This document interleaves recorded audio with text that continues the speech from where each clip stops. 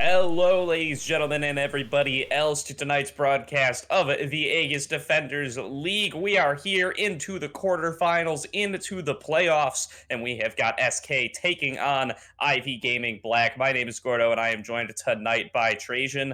Trajan, we got a hype matchup ahead of us. Excited to see what both these teams have. They've had some little bit ups and downs across the season, but if there's one thing that's certain for both of them is they like to fight a lot, and their champion pools really do reflect that. We can kind of see here in the first few bans that they're getting reflected in. The Nunu's going to be taken away from Sinibu. The Echo's good, or the Echo and Kindred are both going to get taken away from our friend Moresleep over here, who's been actually just spamming this Kindred. But the first pick Viego is going to get locked in here. The champion received quite a few nerfs, has been less on the presence of a lot of players right now, but it still has a really high impact in these team fights. And I'm really curious to kind of see if they even want to put it in consideration for the top lane, because I know that it's been a flex that a lot of teams have been actually looking to work around with. Yeah, Moresleep played a couple of Viego games already this split. Certainly going to be happy to pick that one up for himself yet again. The Jarvan, the new hotness for Sinibu, going to come on through for that pick number one on the red side. We'll see what they want to pair that one up with here. Quite a few options available for Ivy. The Thresh has already been banned away. That's been one of WH Turtle's favorites. But the Caitlyn gonna come on through here for Karn. That is his most played, and it is going to be played yet again here for this round one game. Yeah, and we've seen Karn a few weeks ago when we actually casted them, decided to go with that Lethality Caitlyn build Dark Harvest, doing an insane amount of damage with those Piltover Peacemakers, with those simple auto attacks. And it looks like SK might want to respond with an Ezreal pick here. A relatively safe one, has the ability to kind of, see us safely with the Mystic Shot, and because of that Arcane Shift, J-Force Cataclysm isn't as huge of a threat. You have to still worry about the knockup, but in terms of safety and for an ADC pick, I do like it here for SK. Yeah, and then we'll see if XD wants to take a support to pair it up with his Ezreal right now, or if they want to get a lockdown on one of those high priority solo laners. Options are still available. It is the Leona being hovered, and that will be locked in here. And it's going to be responded to with Braum immediately. So that's going to be both bot laners, and we assume both junglers locked in for both sides.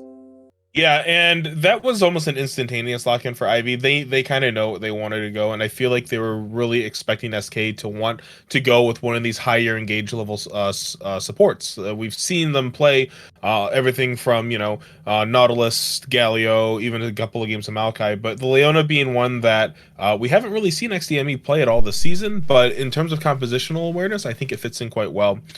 These mid lane bans are going to be coming out here, as we do have nukes that's going to be in the mid lane for them. Last time we saw them on stream, they had Aliskander in the mid lane. So a little bit of a different champion pool here, trying to restrict some of those high damage burst AP assassins for them right now.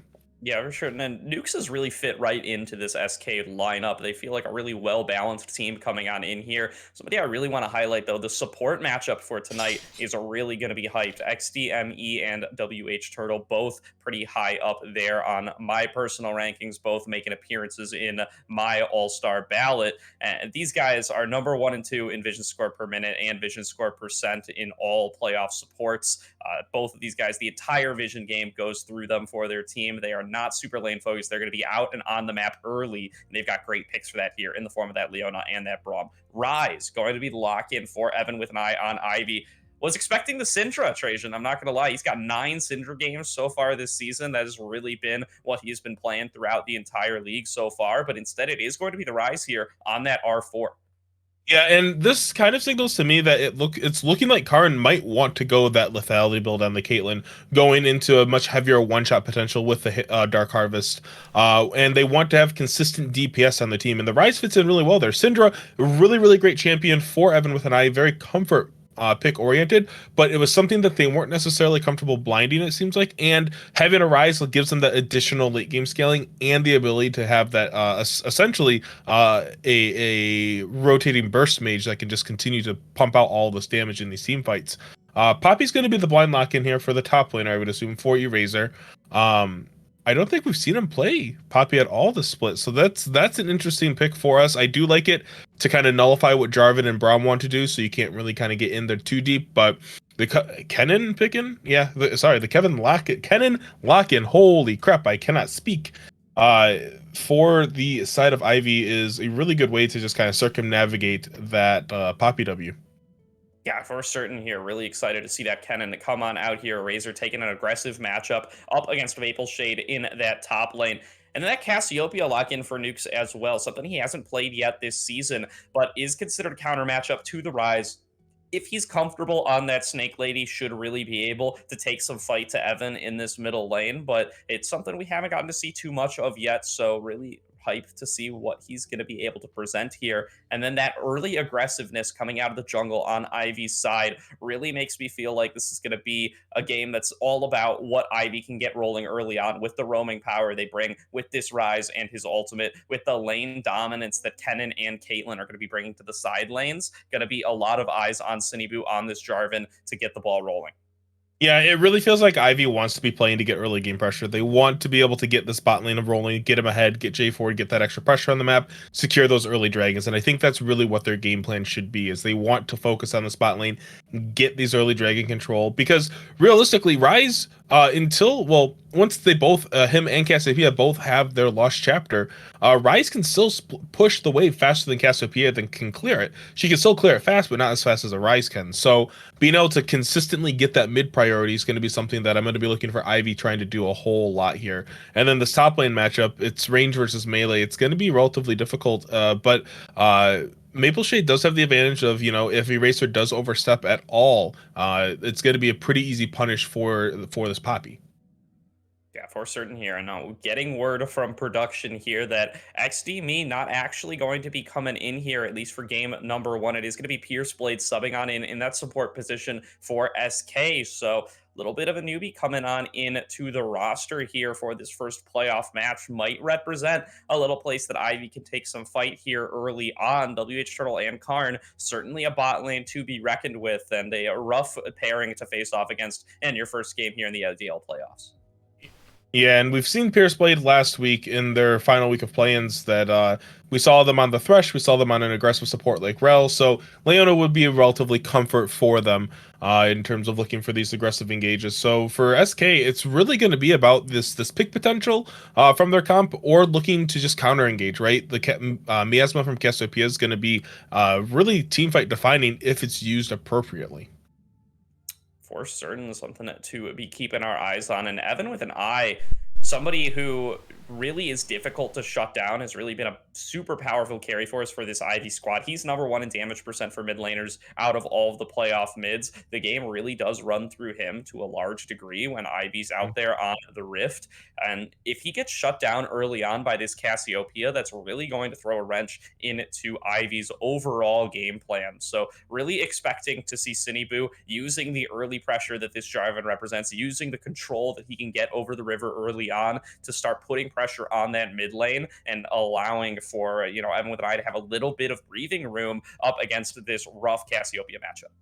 Yeah, and in terms of Genki potential, like it's not the worst. You're generally either going to trade a flash for a flash, regardless. At worst, but at best, you're going to be able to get the kill on this Cassiopeia. And if you're able to get Rise ahead or get a comfortable spot in this lane, it's going to be a lot harder for him to really, get bullied out, because he's able to hit that lost chapter spike, get some extra stacks on the tier, and be able to just sustain through the lane a lot easier than having to worry about being in an even state with Cassiopeia. Yeah, so certainly going to be a fun matchup to watch. Take a step back here, look at what we've got at stake here. SK came in to these play-ins as that number one seed. They were 4-1 in the group stage. Ivy had a much rougher time of it, came in at 2-3, managed to upset Sparta there in the second round of play-ins to get themselves here early on. But SK, they had the selection at bracket time to choose between Ivy and Sparta, who Ivy had just beaten, and they chose Ivy. So SK had a little bit of say in who their opponent was going to be, and they chose to face off against Ivy here. So let's see what game plan they have to face off here. The winner tonight of this best of three will face off against Pride Stalker Esports in a best of 5 next week in the semifinals. So a whole bunch on the line here. Yeah, both teams really want to kind of prove their dominance. Suicide Kings had a really solid regular split for themselves, but when the crunch time comes down and you really have to come out and perform, Ivy Gaming's really shown us that they are not to be messed with, and they're not out for the count. And the last couple of weeks for their play-ins were a great example of that, Gordo. Yeah, certainly, certainly excited to hit the Rift and watch these guys face off in game number one. We're going to throw it to a quick break here while we get loaded onto the Rift, but do not go anywhere. We are going to be right back with SK taking on Ivy Gaming Black.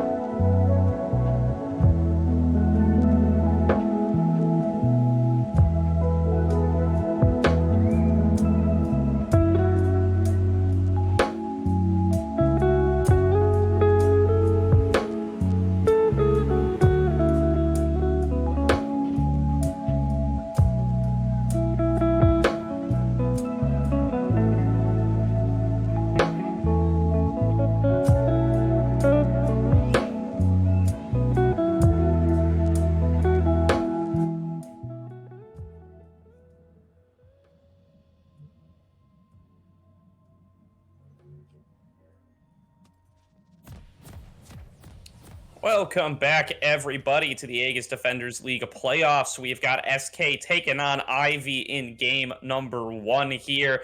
Completed our champion select, have completed our loading screen. Now we are going right onto the Rift. Yeah, we can see both teams making their way out there. Eraser up in the top lane, opting to go for the cold start, knowing this lane is going to be relatively, I would say, low maintenance. Doesn't want to really be trying to fight this Poppy at all, and really doesn't want to be getting caught out by her. So gonna play it safe, opting for the call to make sure that Maple Shade knows that he's there for the long run. Meanwhile, we do kind of take a look at the rest of the summoner spells here. In the mid lane, we do see a discrepancy, right? Evan with an eye opting for the teleport on the rise has the ability to kind of, the freedom to do that. But meanwhile, Nuke's taking the cleanse. So a lot of, there's a lot of, point and click CC out from Ivy. So being able to cleanse and get away from any of those key crowd control abilities means that this cast is going to be able to try to get as much DPS out. But because SK is going to be at a TP disadvantage here, Ivy does have the advantage to just kind of, play around the map just a little bit freer. Yeah, we've seen all around the world as the Rise has come back into the meta, the ability of that Rise to move around the map to gank side lanes is intense. The Realm Warp does a lot of the groundwork there, but being able to Realm Warp into a side lane, get a gank off, and then teleport back to mid or back across the map to cover a wave elsewhere is super, super valuable and is really what I'm expecting to see Evan and I go for in this as we get over from the early game into the mid game later on this game. Yeah, 100% Gordo. The other thing too that is a little bit of a an interesting notation for me here is that Karn opted to go for the longsword 3 potion start, trying to abuse that long auto attack range, taking Reeve down to just under half health already at this level 1 trade. But because you don't have that additional health from the Dorn's blade, you're also going to be, on the receiving end of a bit more damage. So we'll have to be a little bit careful, see if Pierce Blade and Reeve can look to capitalize on this.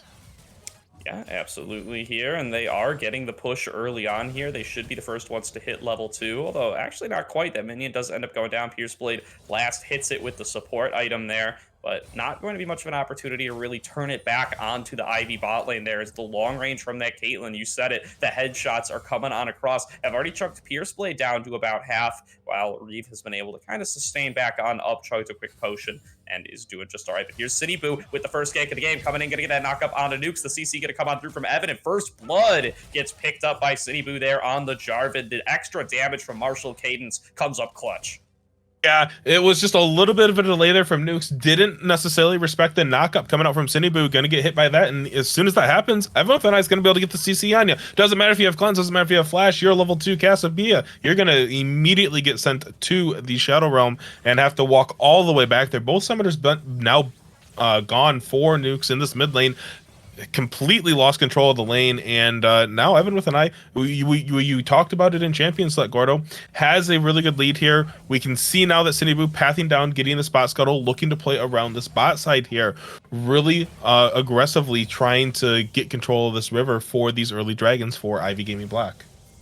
Yeah, Cinebu gets that bottom scuttler, is going to give more sleep the top one, but having control over this side is exactly what he wants here. Eraser has the wave at a good spot, is just chilling out there on his side of the lane, has the range advantage, can just farm up pretty safely, shouldn't be at too much risk of those Viego ganks, as there's just not too much power to lock him down, at least not until Poppy has access to that ultimate.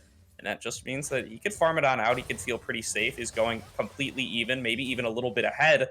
He can pick up enough of these minions crashing in right now. And Cinebu is already hanging around by that middle lane again, has called up Turtle for support, and they might look to repeat gank onto Nukes here. More sleep, though, is shadowing.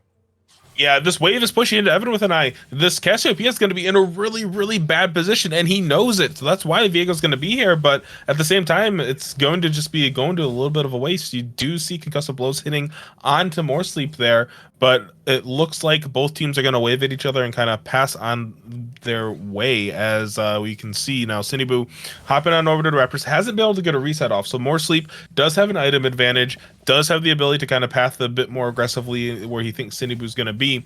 But Viego did pick up this Sheen, so it does look like we're going to be going for the Divine Sunder build still onto Viego. Very curious to see how that works out, since with the Sunder nerf and then obviously the Viego nerfs, it doesn't feel quite as good as it used to.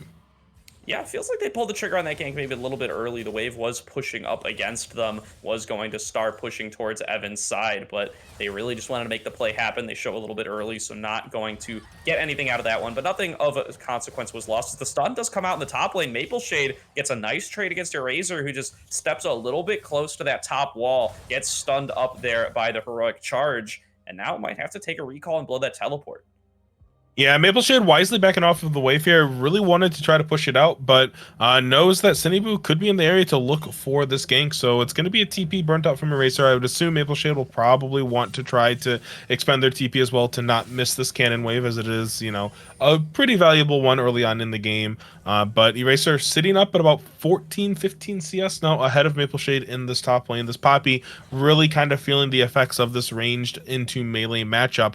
But not getting super deterred. Eraser does the TP, does have the level 6 and the Maelstrom available, so it won't be a TP gank coming out from anytime soon. So that is something that SK can kind of breathe a bit of a sigh of relief about. Yeah, for certain. And Evan with an eye, very comfortably just shoving on in this wave, going to be moving up to help out Cinebu here. Maybe even looking towards potentially a dive on the top side, but it looks like he's instead just helping them out to clear out that Scuttle Crab, making sure that the objective is going to be secure, that they are going to get that gold into Jarvan's pocket. More sleep, though. Going for a gank in the bot lane. Karn going to throw out the 90 caliber net. Gets enough distance away to not end up taking too much damage, not having to blow any summoner spells. Not a very successful play for More Sleep, but is just going to retreat back into his jungle. And we can definitely see that both teams know what they're looking to want to, well, I'm sorry, they know what they want to be playing for, right? SK knows that the bot wave is going to be pushing in, so it's going to be the optimal time to kind of look for it. But because you're going to get outranged so badly by Karn on this Caitlyn, and you have the ability to get peeled by Braum, it's incredibly hard to make any of these ganks really, really work. And here we can see the blue buff is going to get stolen away here by Cinebu, so, and Morsleep's just going to miss him. Oh no, Maple Shade.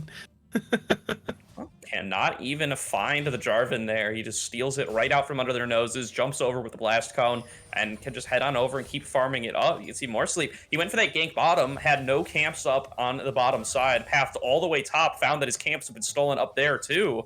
Just having a rough last couple of minutes. Cinebu should develop himself a nice CS lead here as he goes back and clears away his camps on his side, being pretty happy with the loot he was able to take away from SK's jungle. Yeah, Cinebu is very, very happy with everything is right now. He's able to steal the blue buff away from More Sleep, able to get on top of his red buff now. And like you said, developing a bit of that CS lead, but more importantly, the wave state for bot lane here for Ivy Gaming is it's going to be a slow push going into them. So it's going to open up opportunities for lane ganks, especially because Cinebu does have this Cataclysm available to them. The Dragon is still on the map, and Ivy Gaming came into this game with a game plan, and they're following it almost to a T. The one thing that I would say is I think they could be a bit more aggressive wanting to look for these dragons, just because you do have a Viego, Ezreal, and a Cassiopeia on the enemy team on the side for SK, so they do want this game to be slow. They want the time to be able to scale up. If you're Ivy Gaming, you want to try to close this game out before 30 minutes. And a 1.5k gold lead going to the side of Ivy, and a lot of that is coming from the top lane. Look at the CS lead that Eraser has developed over Maple Shade up there. Has about 25 to his name. That's pretty much just range difference there, and the ability to last hit a little bit more reliably than Maple Shade has thus far. He's getting harassed here and there. He's blown the teleport to get back to lane, sure, but it's gotten a lot of value out of it. As you can see, he's got an item lead already, and that should just increase from here as Razor just going to stun up Maple Shade as he goes in for another aggressive trade. Should feel just fine about that one, though. He's chugging his refillable potion and continuing to farm it on up as his team starts up this dragon here. Teleport is available for Maple Shade, but SK are just not quick enough on the response. It is just going to get picked up for free by Ivy Gaming Black.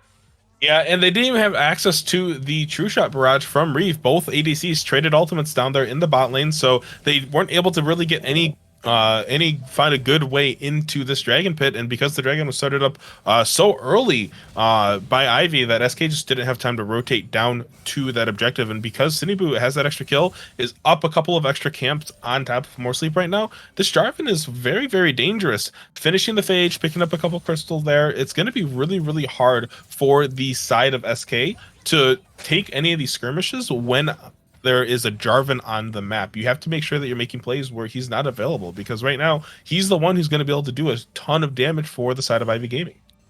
Yeah, a little bit of vision control topside being swept away by the side of SK. So Razor and Mapleshade going at it once again. You can see Mapleshade really just trying to keep these trades going, knows that he can come out ahead in the damage trades at least, as he's just a little bit beefier. But Razor just playing at his distance, making sure that he can last hit all the minions he needs to, waiting for backup from somebody like Cinniboo, and knows that he's going to represent a huge amount of team fight value as we come into the later game. As we can see Cinniboo is hanging out right over there by that Rift Herald, but more sleep is going to find him here. Turtle has come on up as well. Might be a little bit of a fight in the bottom river. Cinniboo going to come flag and drag back on through. Two members of SK is getting locked on down, though. Nobody seems to be able to back him up. He flashes away, but he's going to get finished on off by more sleep there. Finish it off with the Heartbreaker. Now finishing forward, chasing onto Turtle there. Not going to be able to lock him on down. Evan now is the next target. He's getting stunned up by this. Leona is trying to get the damage on across, but doesn't have it yet. More sleep gets himself another kill there, and SK strikes back here. They collapse in the top river, and they get themselves 2 kills. Now Karn going to be forced to flash away, goes for the 90 caliber net, try to get the distance away, but it's already blown the flash,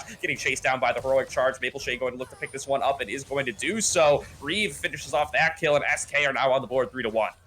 Yeah, and honestly, in just a matter of 45 seconds, the entire game gets flipped on its head. The script gets turned upside down. This is not the way that Ivy had written this game out to go. But Cinniboo starting up the Herald, when we saw Evan with an eye and Turtle sitting in that bush trying to look for a pick onto nukes, but they weren't paying attention, and with the combined power of Viego and the Leona on top of the J4, he couldn't do anything about it. His team wasn't there to support him, even though they were just in the other bush. So a miscommunication there from Ivy there just cost them so much. 3 kills. The Herald is going to go down in their favor, and now SK is back in the lead. They have a 600 gold lead right now. This Cassiopeia didn't die to this mid-game link. Viego has the Divine Thunder, has this advantage over Cinniboo, who was doing so well of picking up these extra camps and making sure this Viego got starved out of resources.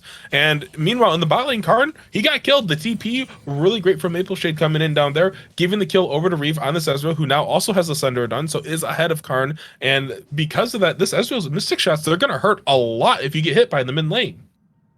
Certainly will here, and that's also the Rift Herald going over to the side of SK. More sleep going to have access to that resource, going to try to bust on through one of these turrets, get a nice gold lead built out even further for the side of SK, as they've pretty much equalized it off the back of those 3 kills that they picked up earlier on. A Razor, really a big X factor here, really where a lot of the gold lead was sitting prior to that fight, and was just not able to get himself involved off of the play, even though it was over on his neck of the woods, just was not able to come on down and get the play created. Now Karn and Turtle getting the wave crashed into him. They're going to be able to clear it on out here just fine, though, as we're awaiting this next dragon in just about a minute.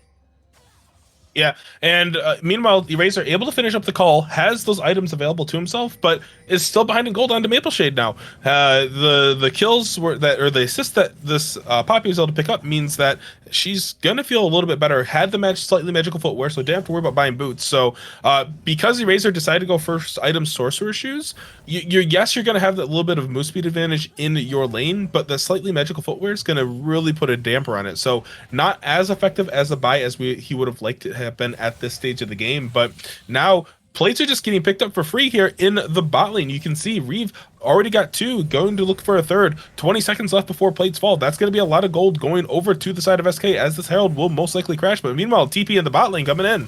Yeah, Razor looking to make a play here, going to throw down that Slicing Maelstrom to lock on down Reeve, and that's going to be an easy pickup for Karn. He Gale forces forward to last hit the kill, and Ivy Gaming puts themselves back into the game here. But look at all of the plates that SK is claiming all around the map. They got multiple in the bottom lane, like you said. They crashed the Rift Herald in mid to get a couple more, and even Mapleshade manages to snag one in the top lane while Eraser is busy with his gank. See if Ivy is able to pick up this dragon to try to equalize a little bit. More sleep is hanging out over the wall, going to throw on out that maw, not going to end up getting over the wall, as you can't really jump over that one with the Viego W. That is going to be picked up there by Ivy Gaming. They go up 2-0 in dragons. Yeah, and that's exactly what Ivy wants to be able to play for, right? I talked about it a little bit at the beginning of the game, but they really wanted to play strong side bot here, pick up those early dragons, and really secure a lead for himself. But everyone with an eye, hello, Mapleshade. Yeah, that's a lot of damage coming through from Mapleshade, and he can't even flag and drag. He's got to be scared of the steadfast presence. Mapleshade gets himself a solo kill in the top lane. The burn damage from the Sunfire Aegis proves to be just as much as Mapleshade needs, as Cinniboo goes down 1-on-1 in the top lane.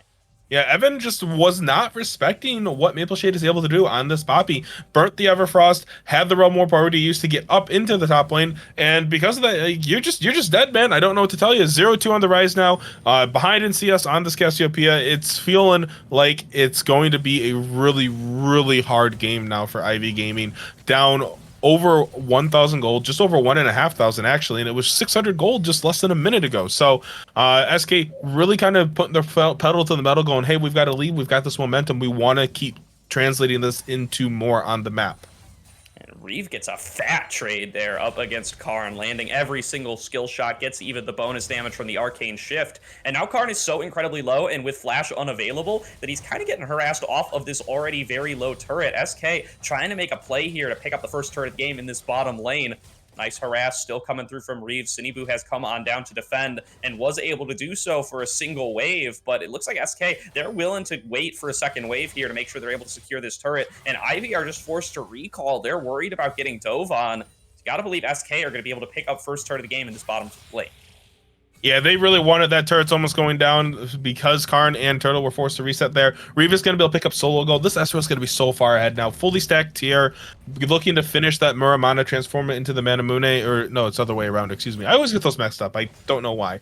But meanwhile, you look in the mid lane, Cassiopeia has the Leandris finish, has almost a fully stacked tier, has yet to back to start building that second item. Sarah's Embrace is going to do so much for them. Eraser, Mythics are coming across the board for all of the team members. Only the supports don't have them because supports don't get gold, Gordo. But Turtle was rich enough to afford a little bit of a stopwatch there. Interesting pickup. I'm not sure how well that will play into what we see happen, but I'm curious to see what he's able to make happen with that item specifically.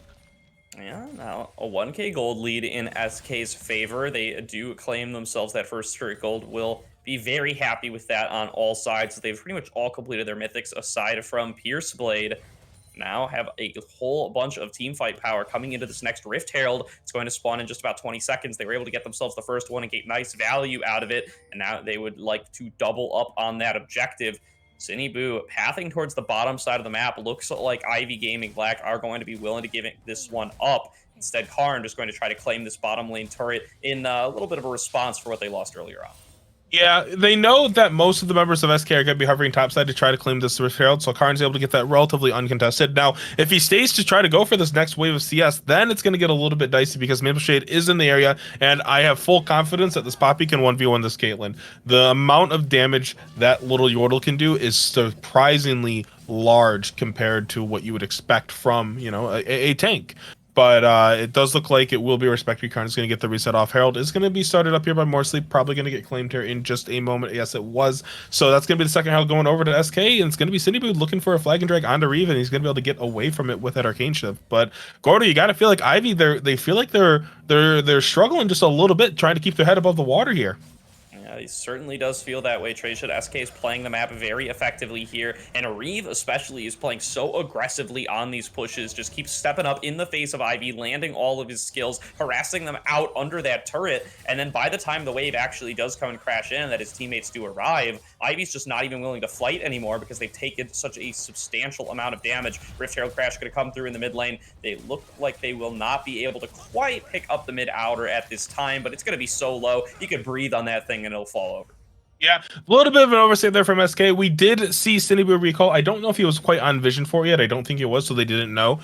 So wisely backing off of it. But with that turret being so low and, it not regenerating any health, it's just going to be one auto attack away for SK to unlock the map that much more for them, as every single outer turret will have fallen at that point. You do see now, it looks like Ivy Gaming is going to be positioning for this dragon. They want to fight it. They know their win condition in this game is going to be this Infernal Soul, but are they going to be able to hold, as it does look like Eraser has TP up in the top lane. Maple Shade is on the flank though.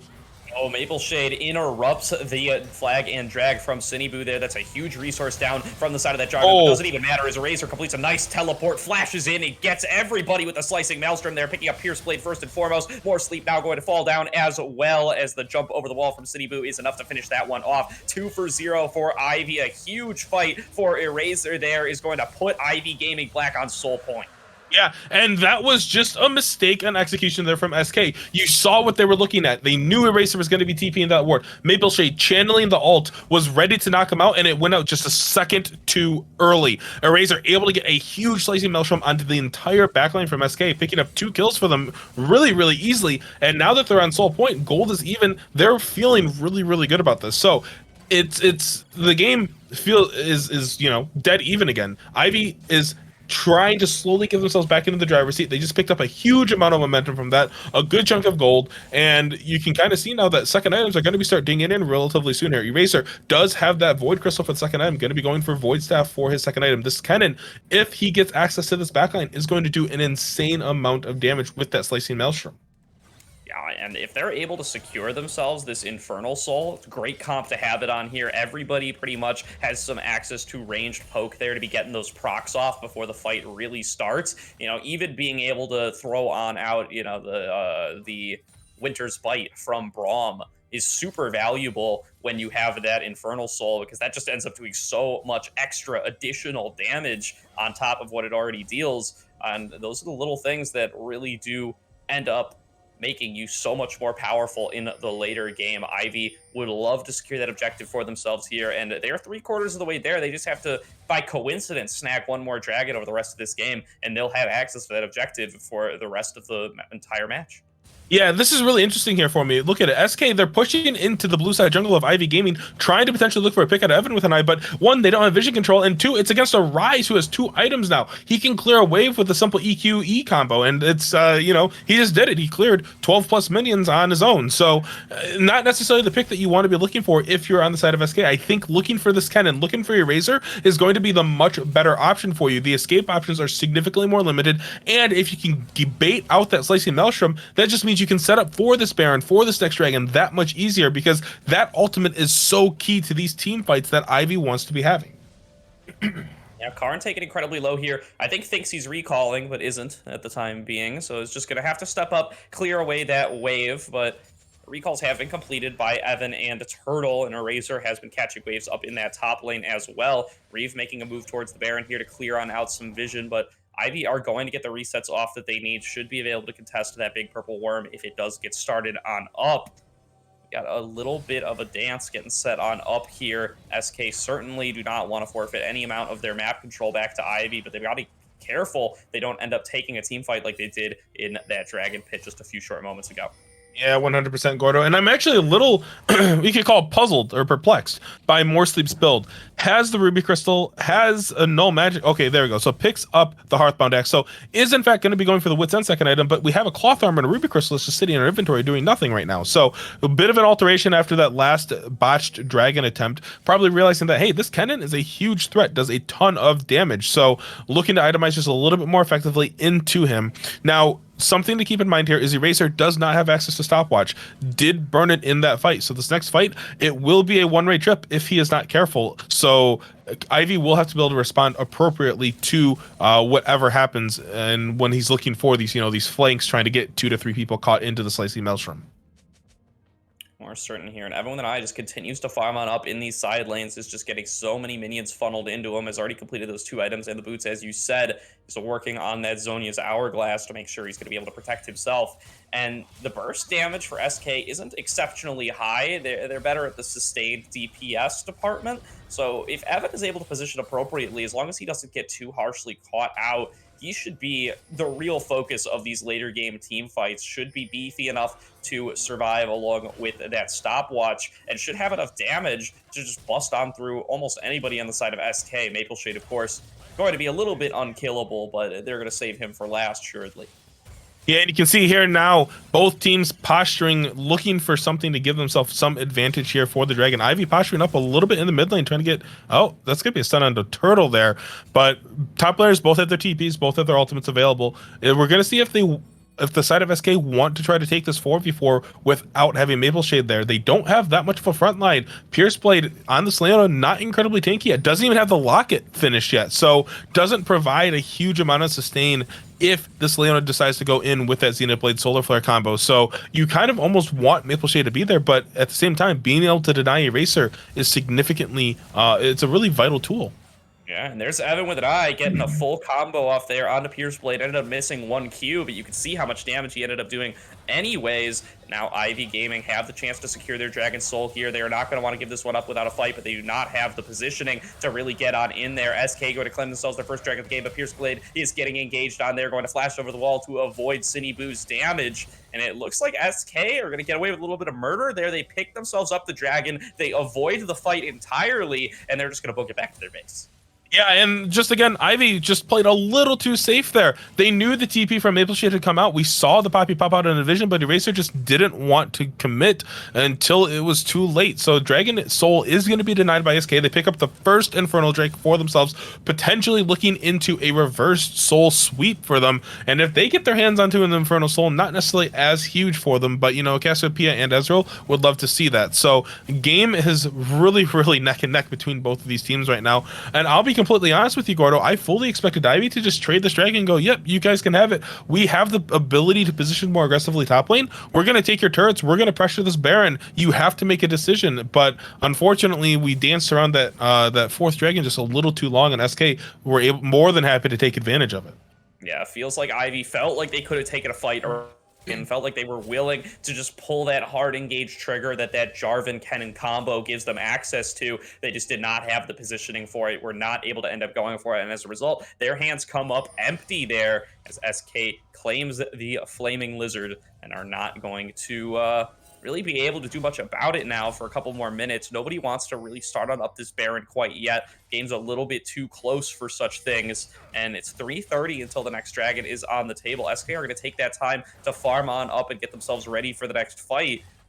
Looks like the gold is now neck and neck between these two squads.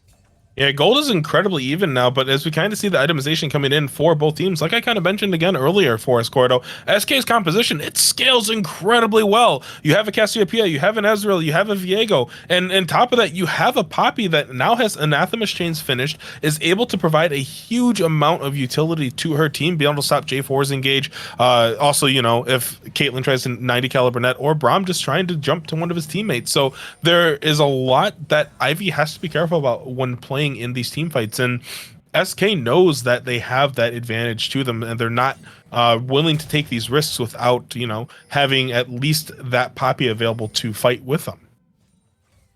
We're certain as now we're seeing a little bit of a Baron dance coming on across. Both teams sweeping out each other's vision in and around this river, but SK are the ones with control for the time being. Maple Shade in the side lane up against Evan with an eye, going to take a trade here, but believe he's marked with those Anathema's chains. He just he tickles the Poppy. The Poppy does not particularly care there, has the tankiness from her other items as well as an extra Negatron cloak on top of everything.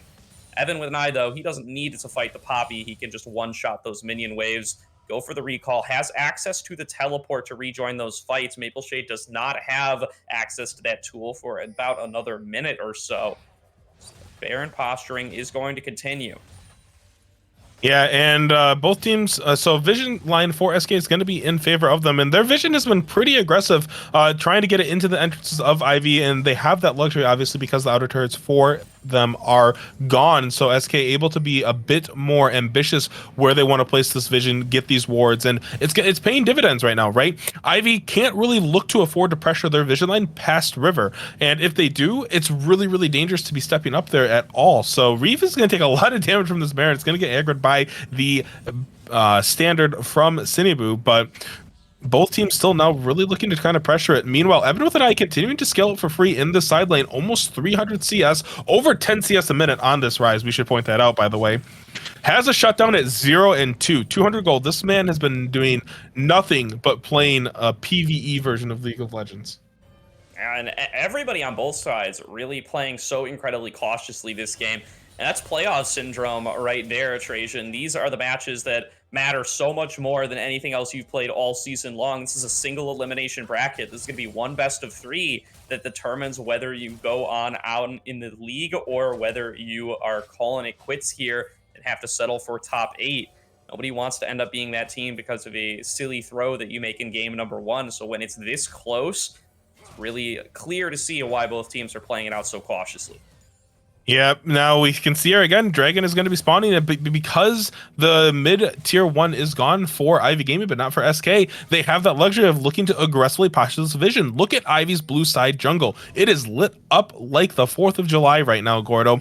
And because of that, they're going to know exactly where Ivy wants to be. TP's going to come in here from this Poppy, going to be looking for a fight. Oh, Maple Shade finds his engage potentially onto Cineboo there. Just going to get a little damage across, though. Not much else to be seen. Eraser does have access to all of his mobility tools. He has the Rocket Belt. He has the Flash. He can go in for a big Maelstrom, but a bunch of poke damage comes on through from Reeve. The little Yordle going to be pretty chunked out here. But here's the engage from Cineboo. Locks down onto 2 targets. Nukes is stuck in there, but they can't get the engage from Kennen. Gets knocked out there by the Keeper's Verdict. And here's the engage coming through from SK. Eraser finally finds his way to the fight, but it might be too little too late. The chase comes on across onto Karn from that Poppy, and the double kill comes on through there for more sleep. And now Evan with an eye getting chased across the map. He's got plenty of damage, but he does not have the survivability. Shutdown comes through for Maple Shade as SK dominate the fight 4-for-1. Yeah, really, really well played there by SK. They knew that the only way Ivy can get themselves into this fight is if Eraser's able to get that flank. Removing him from the situation early enough, buying them the time to force that engage onto Ivy was exactly what they needed. And now they're going to be able to crack the base here from Ivy Gaming. Nope, they're just going to back off. Never mind. They have their eyes set on this Nash, Gordo. 18 seconds on Eraser, 24 seconds on Evan with an eye. TPs are available for them both, but this Baron is not long for the world. You have a Cassiopeia, you have a Viego, you have an Ezreal. This amount of DPS on it is going to be absolutely massive, and it is melting here. Yeah, Razor and Evan have access to those teleports, but they're just not going to be able to use them in time. You've got to believe, unless Razor goes for something incredibly ballsy here. Turtle has found it. The flash over the wall comes through from Cineboo, but he's not going to be able to last hit it with the smite. Pierce Blade going to end up picking up that kill. It's just going to be some more gold funneled over to the side of SK, and now Ivy, they're going to have to take a breath. They're going to have to step back. They're going to have to accept defeat at this juncture and regroup for later fights. Yeah, Cineboo, a little bit of desperation. They're trying to get into the pit to get this Baron out. I don't think you needed to really force that. You had 2 outer turrets still, or 2 inner turrets still available for yourself. Your inhibitor turrets are still largely untouched. You can afford to give them away. You have a Rise, you have a Kennen. What are they going to be able to do realistically, right? SK don't have the necessarily the best ability to siege into your team, especially because of the wave clear that you have access to. But because of that, now Cineboo is going to be just responding. Now wave's going to be crashing into this inhibitor turret, and it does look like we're going to have an N-Aram going on here, Gordo, as we see all 5 members coming around this mid lane. Oh, that true shot barrage was absolutely massive. Does so much damage. Yeah, Karn thought that he was the long-range champion in this matchup here, but Reeve landing every single skill shot, continuing to poke from such long range there. He is outranging the Caitlyn in these engages, and Karn once again going to be forced to recall there as this Baron buff is being used to bust open the base of Ivy Gaming Black. SK going to claim the mid inhibitor turret. Look at Eraser, he's got a flank. Here's the engage. The ult comes on through from Braum. There's the flank coming on through from that Kennen. Eraser is trying to lock down on everybody, but he just doesn't have the damage. Reeve going to finish him off. Cineboo is leading the charge, but he's gotten chunked out. He's got to back out away. Evan with an eye has fallen down. That's the damage from the Rise off the table. Cineboo getting chased further as well. Maple Shade going to go on a killing spree. He picks up that kill, and now there's only 2 members left for the side of Ivy Gaming Black. They're going to be able to pick up 1 kill, but it's only onto the Leona, and as this next wave is coming through, is getting blessed with that Baron buff, SK are going to look to close out game number 1. Really? Oh my god, Karn is just getting... Oh, he gets a shutdown! Oh, he's still keeping it going. Manages to last hit that kill onto Reeve. Is continuing to try to layer down the headshots, but has to be very careful not to get himself charged onto. And his base is getting hammered on the other side. He's lost his support. More sleep is going in for the collapse. Has full HP, but is just getting shot by Karn. Karn is trying to kite this one out. He's got to fight his way back towards his own Nexus, but he's not going to be able to get there in time. More sleep and Maple Shade are going to finish it off with their damage, and SK are going to claim game number 1 of the series. Yeah, really, really great performance coming out from SK in game 1 of our series there. Holy hell, Gordo.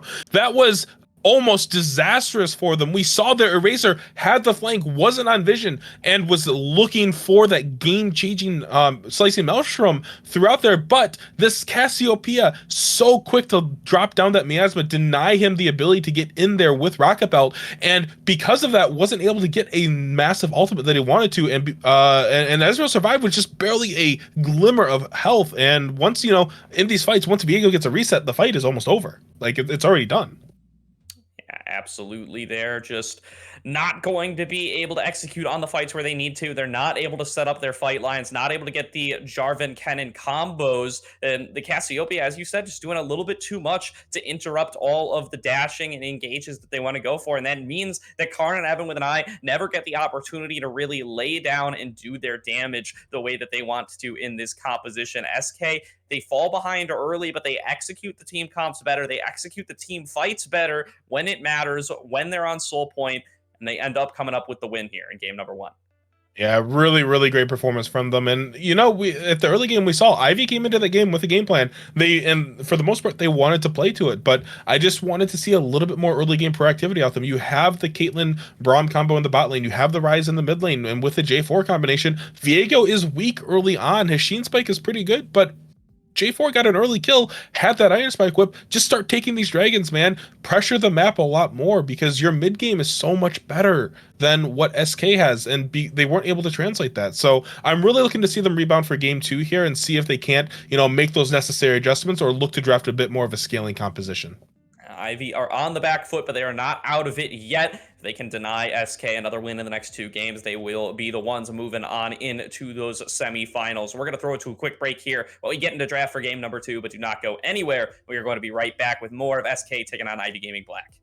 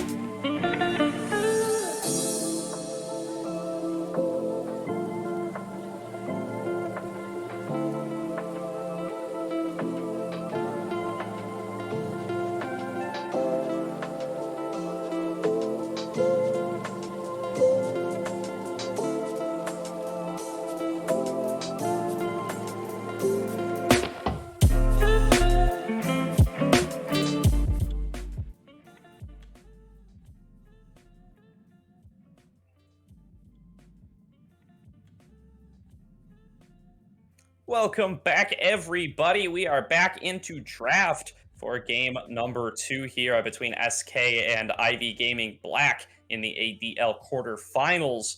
Looks like Ivy has selected the red side here Mhm. coming into game number 2, deciding that wasn't second pick that was the problem in game number 1. It was some other combination of factors, and they're going to have to prove themselves right here if they want to stay alive in this series, Trajan.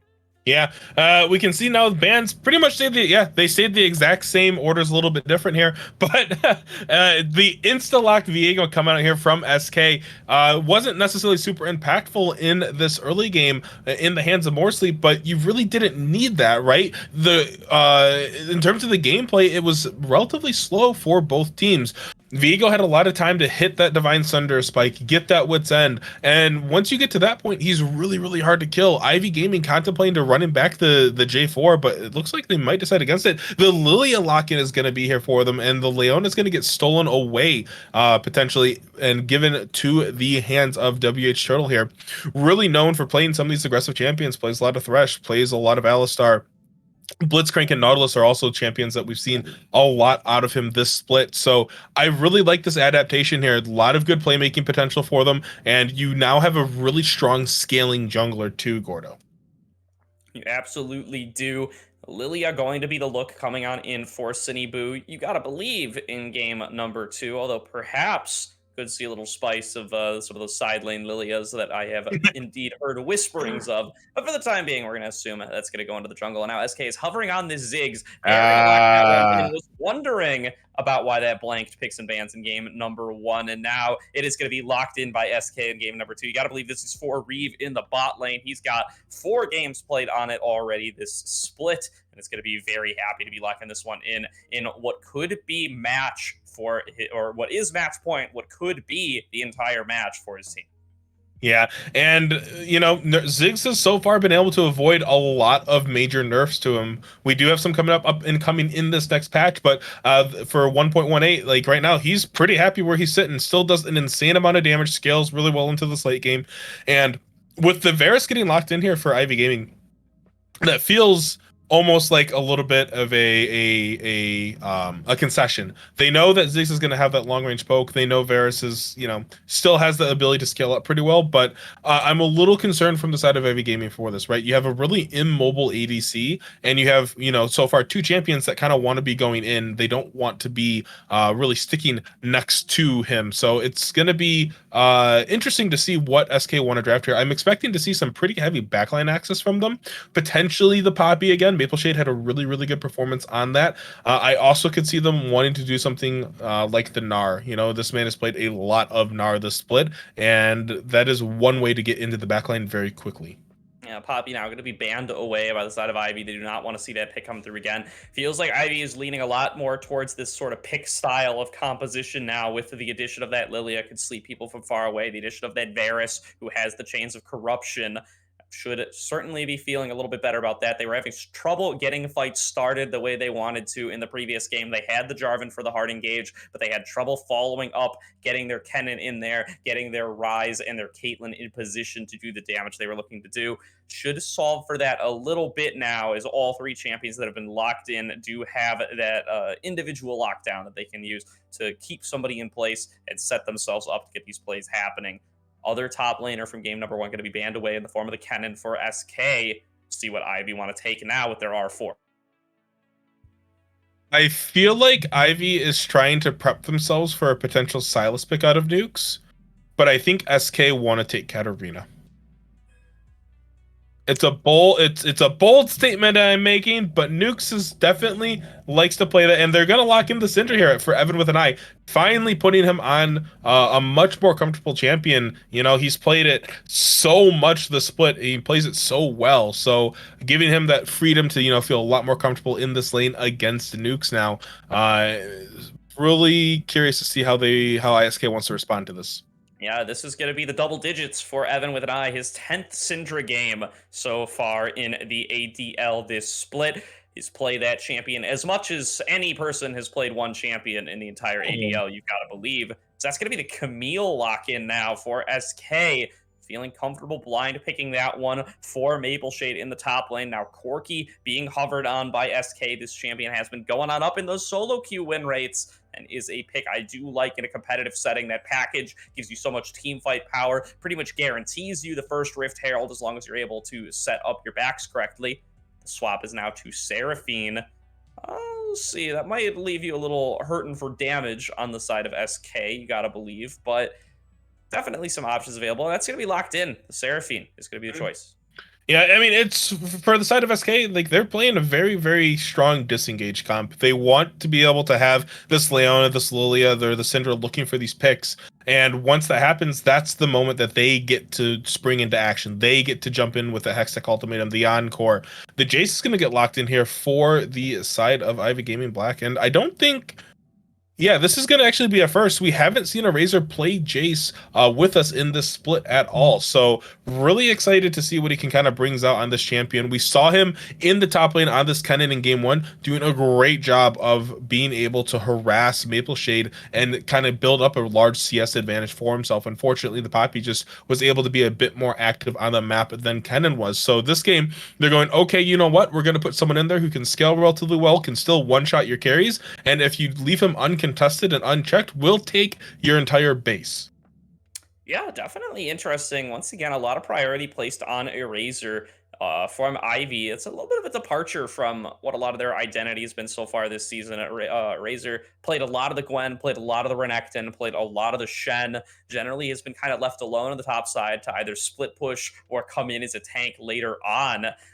Ivy is really been a team that has run through Karn and Evan thus far the entire season. These two both super high in damage percentages for their roles. Between Evan and Karn, they do 58% of Ivy Gaming Black's damage. That's a whole heap, Trajan. But so far in this series, So though, much. they're handing the reins over to Eraser. They believe that their top laner is going to be the key to success here in this series. Yeah, and I think a good part of this too is that it having someone like the Jace in the top lane, someone who has a lot of flexibility in terms of range and melee and really good burst damage, means that your 2v2 is going to be quite a bit better, right? If Lilia tries to come up there and try to, tango with a Viego and a Camille, it's going to be a lot harder with that Jace there because he has the ability to just blow up one of these squishy targets early on really, really well. Now, if at any point this Camille gets a lead, the game is going to be a bit harder for this top side because Jace does not do very well when he gets behind, and Ivy Gaming needs to recognize that. So by locking this in, they're kind of just telegraphing that, hey, our jungler is going to be on the top side of the map for a lot of this game. So for the side of SK, it's going to be that decision of how do we want to, adapt to this? Do we want to try to fight the 2v2 or do we want to look to pick up these early dragons? And being completely honest for them, I think they just want to look to try to get these dragons. They want to get a little bit of a good cushion for themselves in this early game and really look to kind of put the pressure onto Ivy and not give them the opportunity to look for these picks before objectives and for these 3v3 or 4v4 skirmishes. Absolutely going to be the objective here. Ivy wants to play towards that Rift Herald, you got to believe, with the addition of that Jace here. Wants to, again, get the ball rolling early on. SK, once again, have that Viego for the scaling. They have the Camille as well. Camille going to certainly be a much better scaling force than that Jace.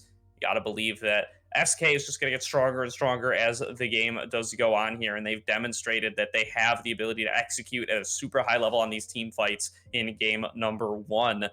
Oh, gonna really be again looking towards Ivy to get the ball rolling early to get themselves ahead, as they were sort of able to do for a little bit in game number one, but ended up just fumbling a little bit and giving it back over to SK.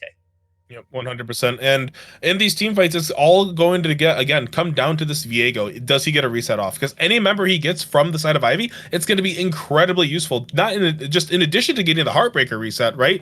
But Varus has a lot of high DPS available to him. Syndra has the CC built into her. If you get Jace, heaven forbid, I believe it's going to be in whatever form he drops. So those abilities will be based on whatever form he's in at the current time. So it can vary a little bit, but still, it's something that you have to think on if you're Ivy, that we have to be careful about this because if Viego gets a reset, the fight is just it feels so bad.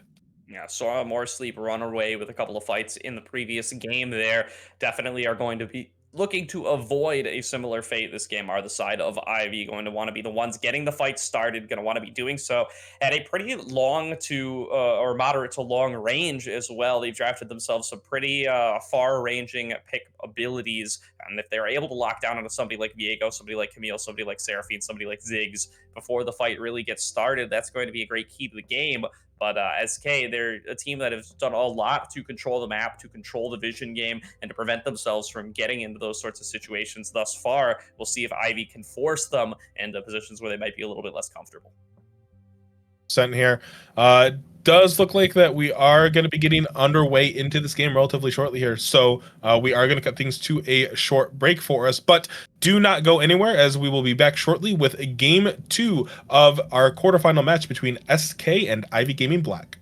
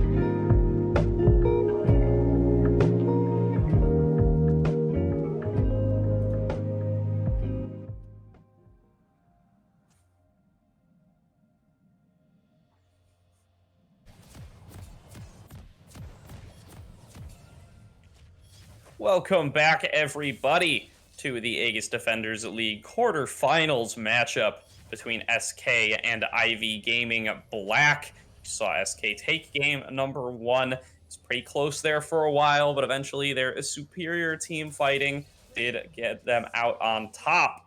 We'll see if Ivy are able to strike back here or if they are going to be ending their Aegis Defenders League journey a little bit short, because they're going for an early invade here, but they get spotted on out by a ward. Yeah, really a smart position of a ward dropped there by the side of More Sleep. Going to be able to get a reset off and potentially get that sweeper early enough for himself. And that is exactly what we will be seeing happen here. Again, in the mid lane, a couple of things to kind of keep in mind. SK Nuke's opting to go for the cleanse here and definitely doesn't want to be in any range of Evan with an eye in this one shot potentially because, you know, the Syndra will be able to do that from levels 3 on forward most likely. But they do have a second TP in the form of Reeve. Does have the TP on the Ziggs now, so they do have a bit more playmaking potential across the map.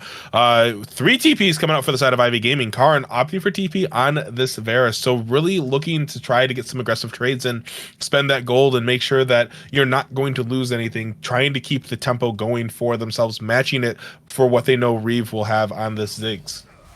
Yeah, and Evan with an eye back now on his main champion.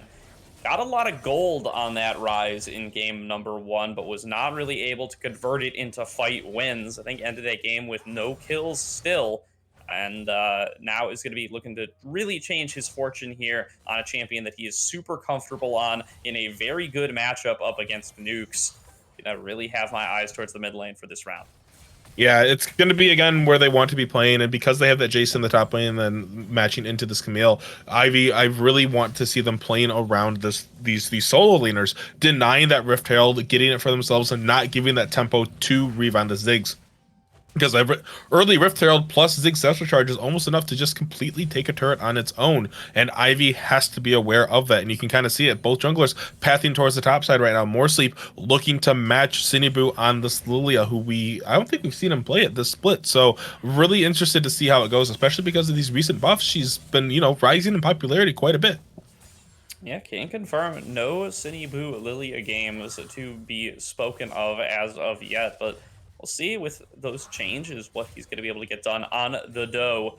This now, let's see, the bot lane of Ivy getting pushed in here a little bit, as to be expected up against the Ziggs, but weren't super punished for their late level 2. Have been able to maintain their distance, last hit their minions, and survive on out. Eraser, of course, doing the opposite in the top lane, getting some harass down up against Maple Shade, getting himself up into a CS lead as well. His City Boo is just racing through this jungle. That clear is pretty quick there on that Lilia.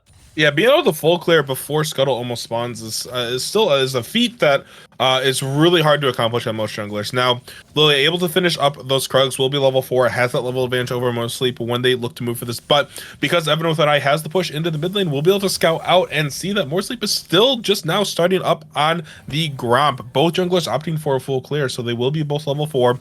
But this first Scuttle is going to go over to the side of Ivy Gaming, and that's a pretty big win for them in terms of control for this top side. Yeah, great opportunity here for Sinibu to potentially go for double scuttles. That's a nice trade by Evan with an eye onto Nukes there. Gets the electrocute proc, gets a whole bunch of damage, chunks him to about half HP.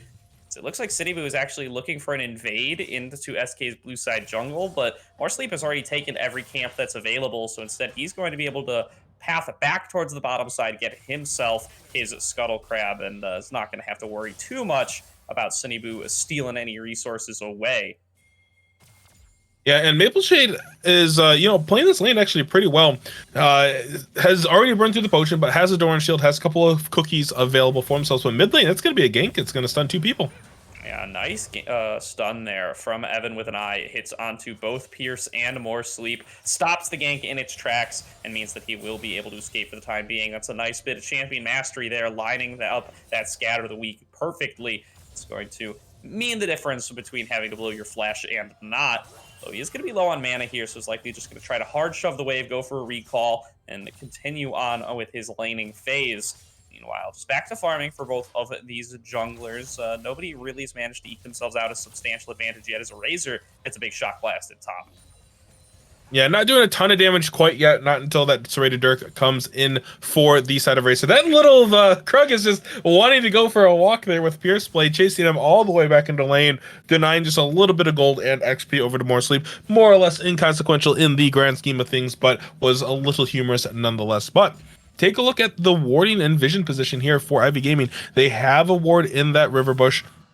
The wave is crashing here for SK, and Ivy can look for a TP play if they want. Evan does not have access to it, though, because he did have to use it to get back into the mid lane. Those continuing to just really pressure Nukes here, forcing these minions to crash into his turret time after time again. So the Seraphine really starting to feel the pressure here, and the game is, it's taken a bit of a slower pace again, as we saw in that first game. Both teams relatively happy with that. Their carries scale pretty well. But it's gonna be one of those games, I feel like, Gordo, where if you blink, you're gonna miss everything, because in an instant the fight will be decided. Yeah, Evan trying to roam down towards bottom, but has been spotted. Nukes is following, but has to keep his distance, is almost within one-shot potential from that Cinder. She's ticked over to level 6, and we all know just how low those Seraphine base stats are. Have to be at least mindful of the unfortunate trades you could end up taking, especially when you don't have that teleport in your back pocket, the way that Evan with an eye does. It's already expended that to get back to lane there, but they got 2 more to speak of. Maple Shade going for a bit of a trade there with Eraser. More Sleep is waiting in the wings, but it looks like Eraser not going to buy the bait there. Knows that his entire team is down bottom doing the Dragon. They are going to be able to pick that one up for free here, as More Sleep, unbeknownst to Ivy perhaps, is hanging out in the top lane.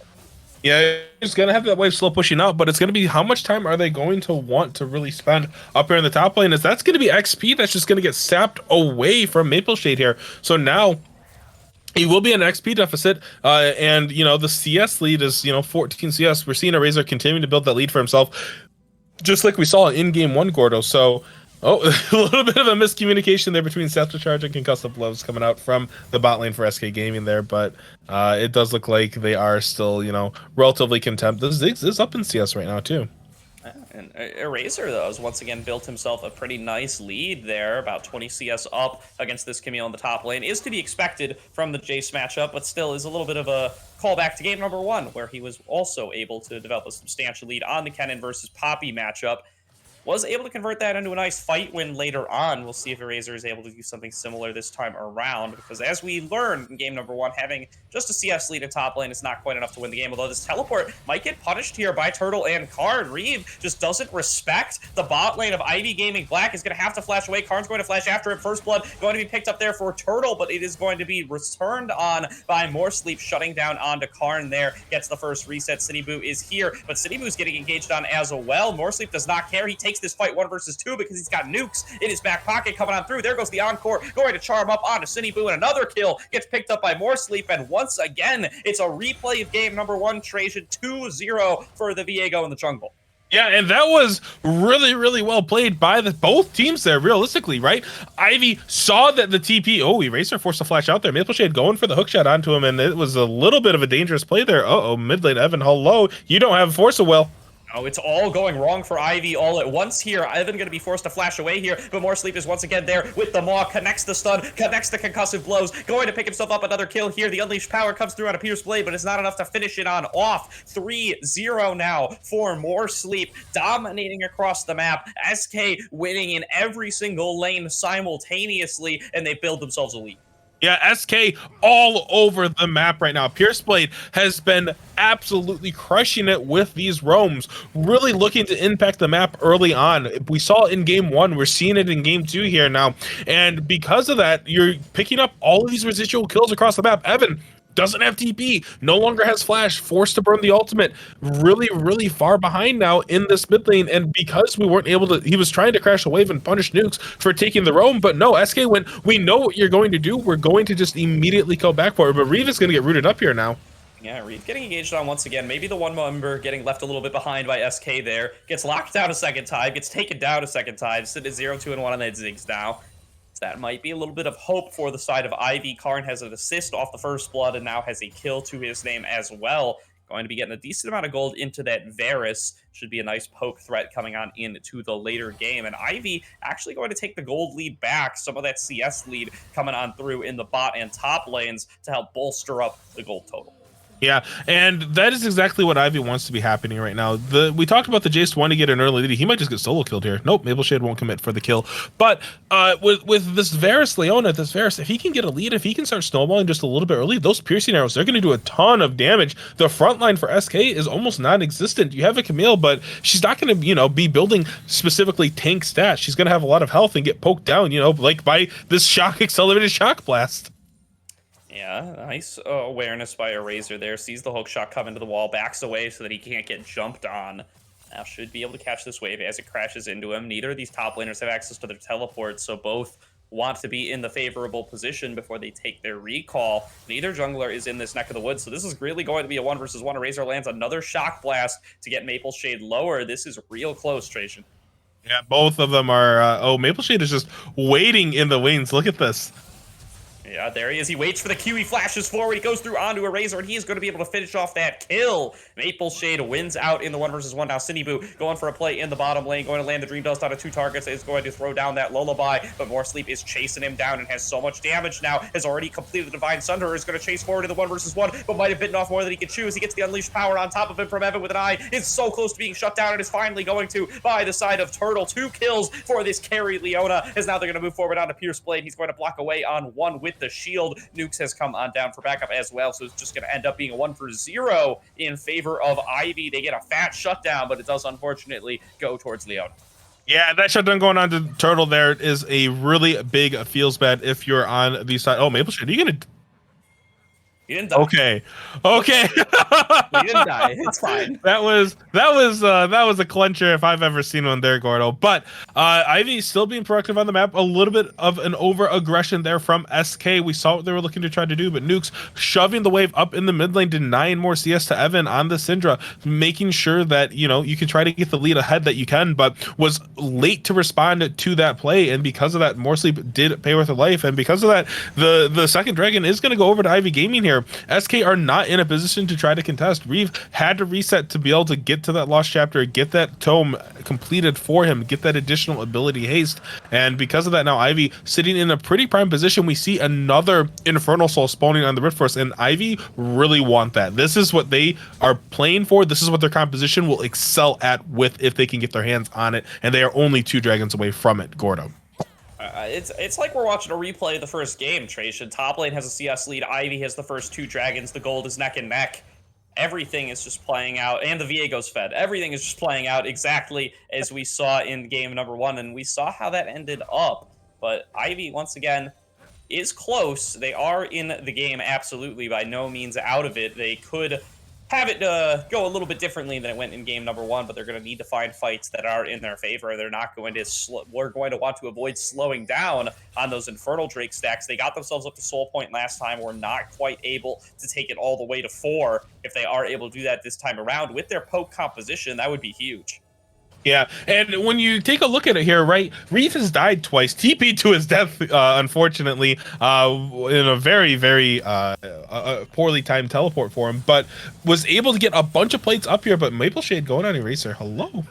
Yeah, taking the wrong side of a trade there. That is going to be the Glacial Fissure blown by Pierce Blade to save Reeve. Does not want to let that Ziggs go down a 3rd time, so he's going to halt Wild Turtles engage off of that, or WH Turtle, different people, but both turtles nonetheless, as looks like a little bit of a wave crash coming through in mid lane. They are going to throw down that Rift Herald, and there's a nice recall interrupt coming through from Reeve as well, going to throw off the timing of the Ivy squad, and once again, SK is starting to win across the map. They are just playing it better.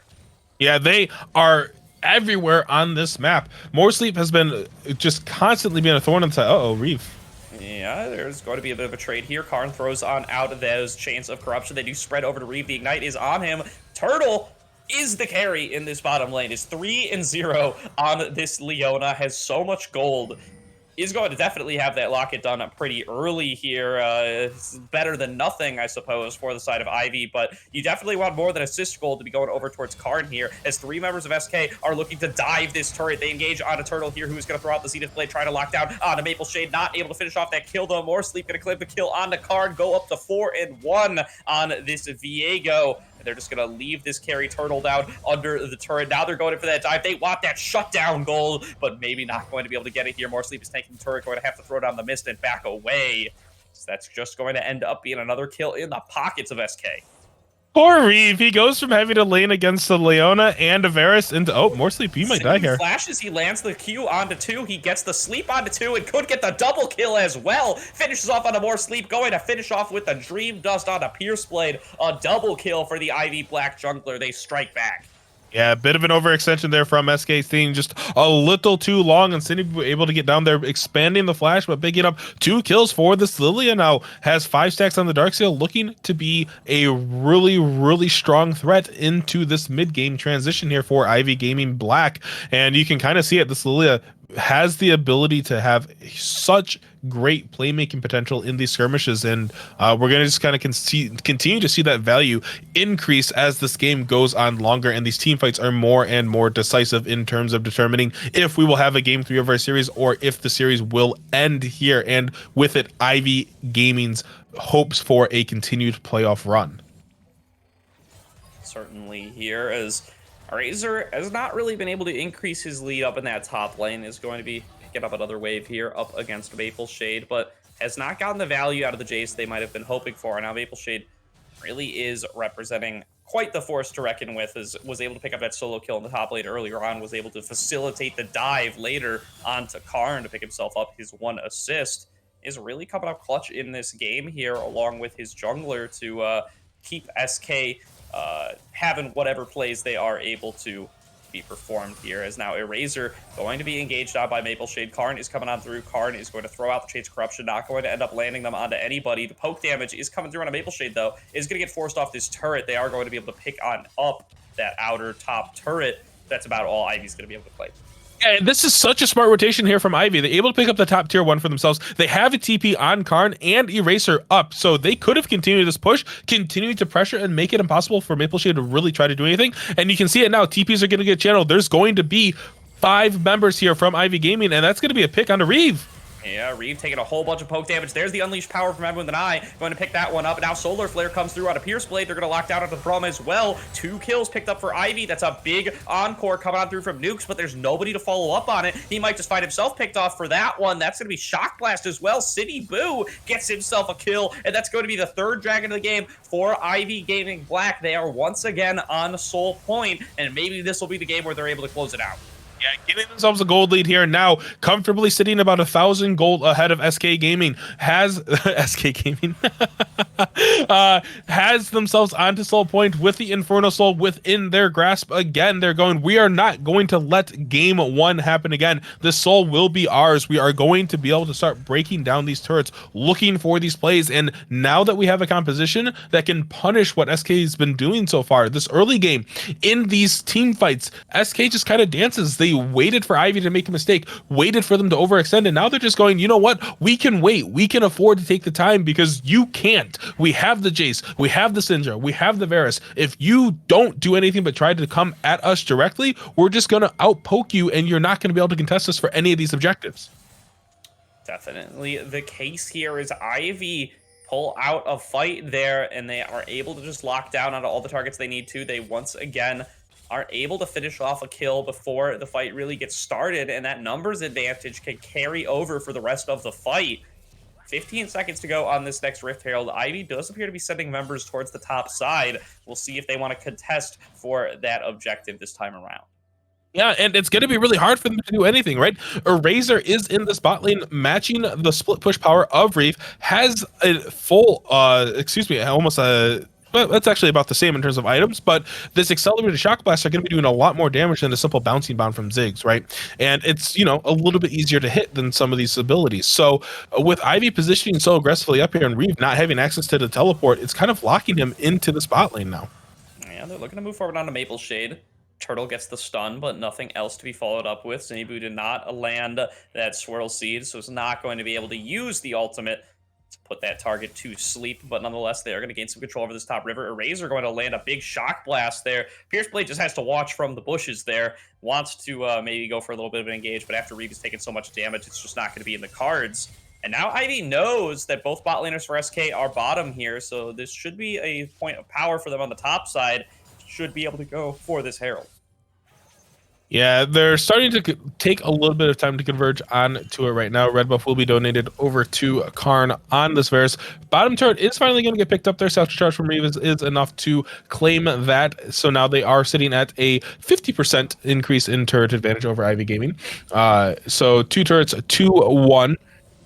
Opening up the bot side of the map from just a little bit more, hoping to get that aggressive vision into the jungle to make it harder for Ivy to look for anything onto this fourth dragon, as we do see that it is just over 2 minutes away from spawning. Both teams really hesitant to be looking for anything on the map right now until that dragon spawns. All summoners pretty much will be up for both teams. Nuke's flash will be just barely coming up at that time, I believe. And, you know, we haven't seen SK really get a good 5v5 fight, and it's been a couple of members getting picked off by Ivy. Because of really good TPs, and Reeve has just been kind of on the back burner most of this game. Now does have the Landry's finish, is looking to get his way up into the demonic embrace as well, but that DOT from Ziggs is going to start kicking up, doing quite a bit in these fights. So Ivy do have to respect it, but on the mean side, you've got Karn, has the Yomus, has the Muramata completely finished. A force to be reckoned with. Two stopwatches also on the side of Ivy Gaming. So Evan with an eye and Sinibu, crucially being on this Lilia means that Sinibu can go for these aggressive plays, look for a 3 to 4 man sleep, and then just stopwatch and let Ivy clean up the rest. Absolutely here. SK going to have to really play these fights as a team incredibly well to avoid themselves from... If you bunch up too closely, you're going to take all the poke at once. A lot of this poke coming through from Ivy is AoE, the Piercing Arrow, the Shock Blast, the Swirl Seed, and the Sleep combo. Pretty much everything can end up hitting your entire team if you bunch up too closely, but if you separate too far, you risk getting locked down by something like the Chains of Corruption, something like the Solar Flare, and just getting bursted out without your team being able to help. So all about maintaining just the right distance, the Goldilocks zone there for SK in these fights, as that is going to be the Reed Dust landed on a more sleep. They're not going to pull the trigger on that one. Just going to start exchanging blows here in the river. Control over the bottom river is controlled by Ivy. Yeah, the poke from them is almost becoming insurmountable at this point. Vision on them is going to be seen. Accelerated Shock Blast is going to poke down more sleep just above half health there. Has to be careful. Does have the Sterix Gauge available to himself, but, you know, you got to feel like it's not going to be enough if he continues to get poked out by Ivy Gaming's composition here. The Sterix stacks won't be able to last that long.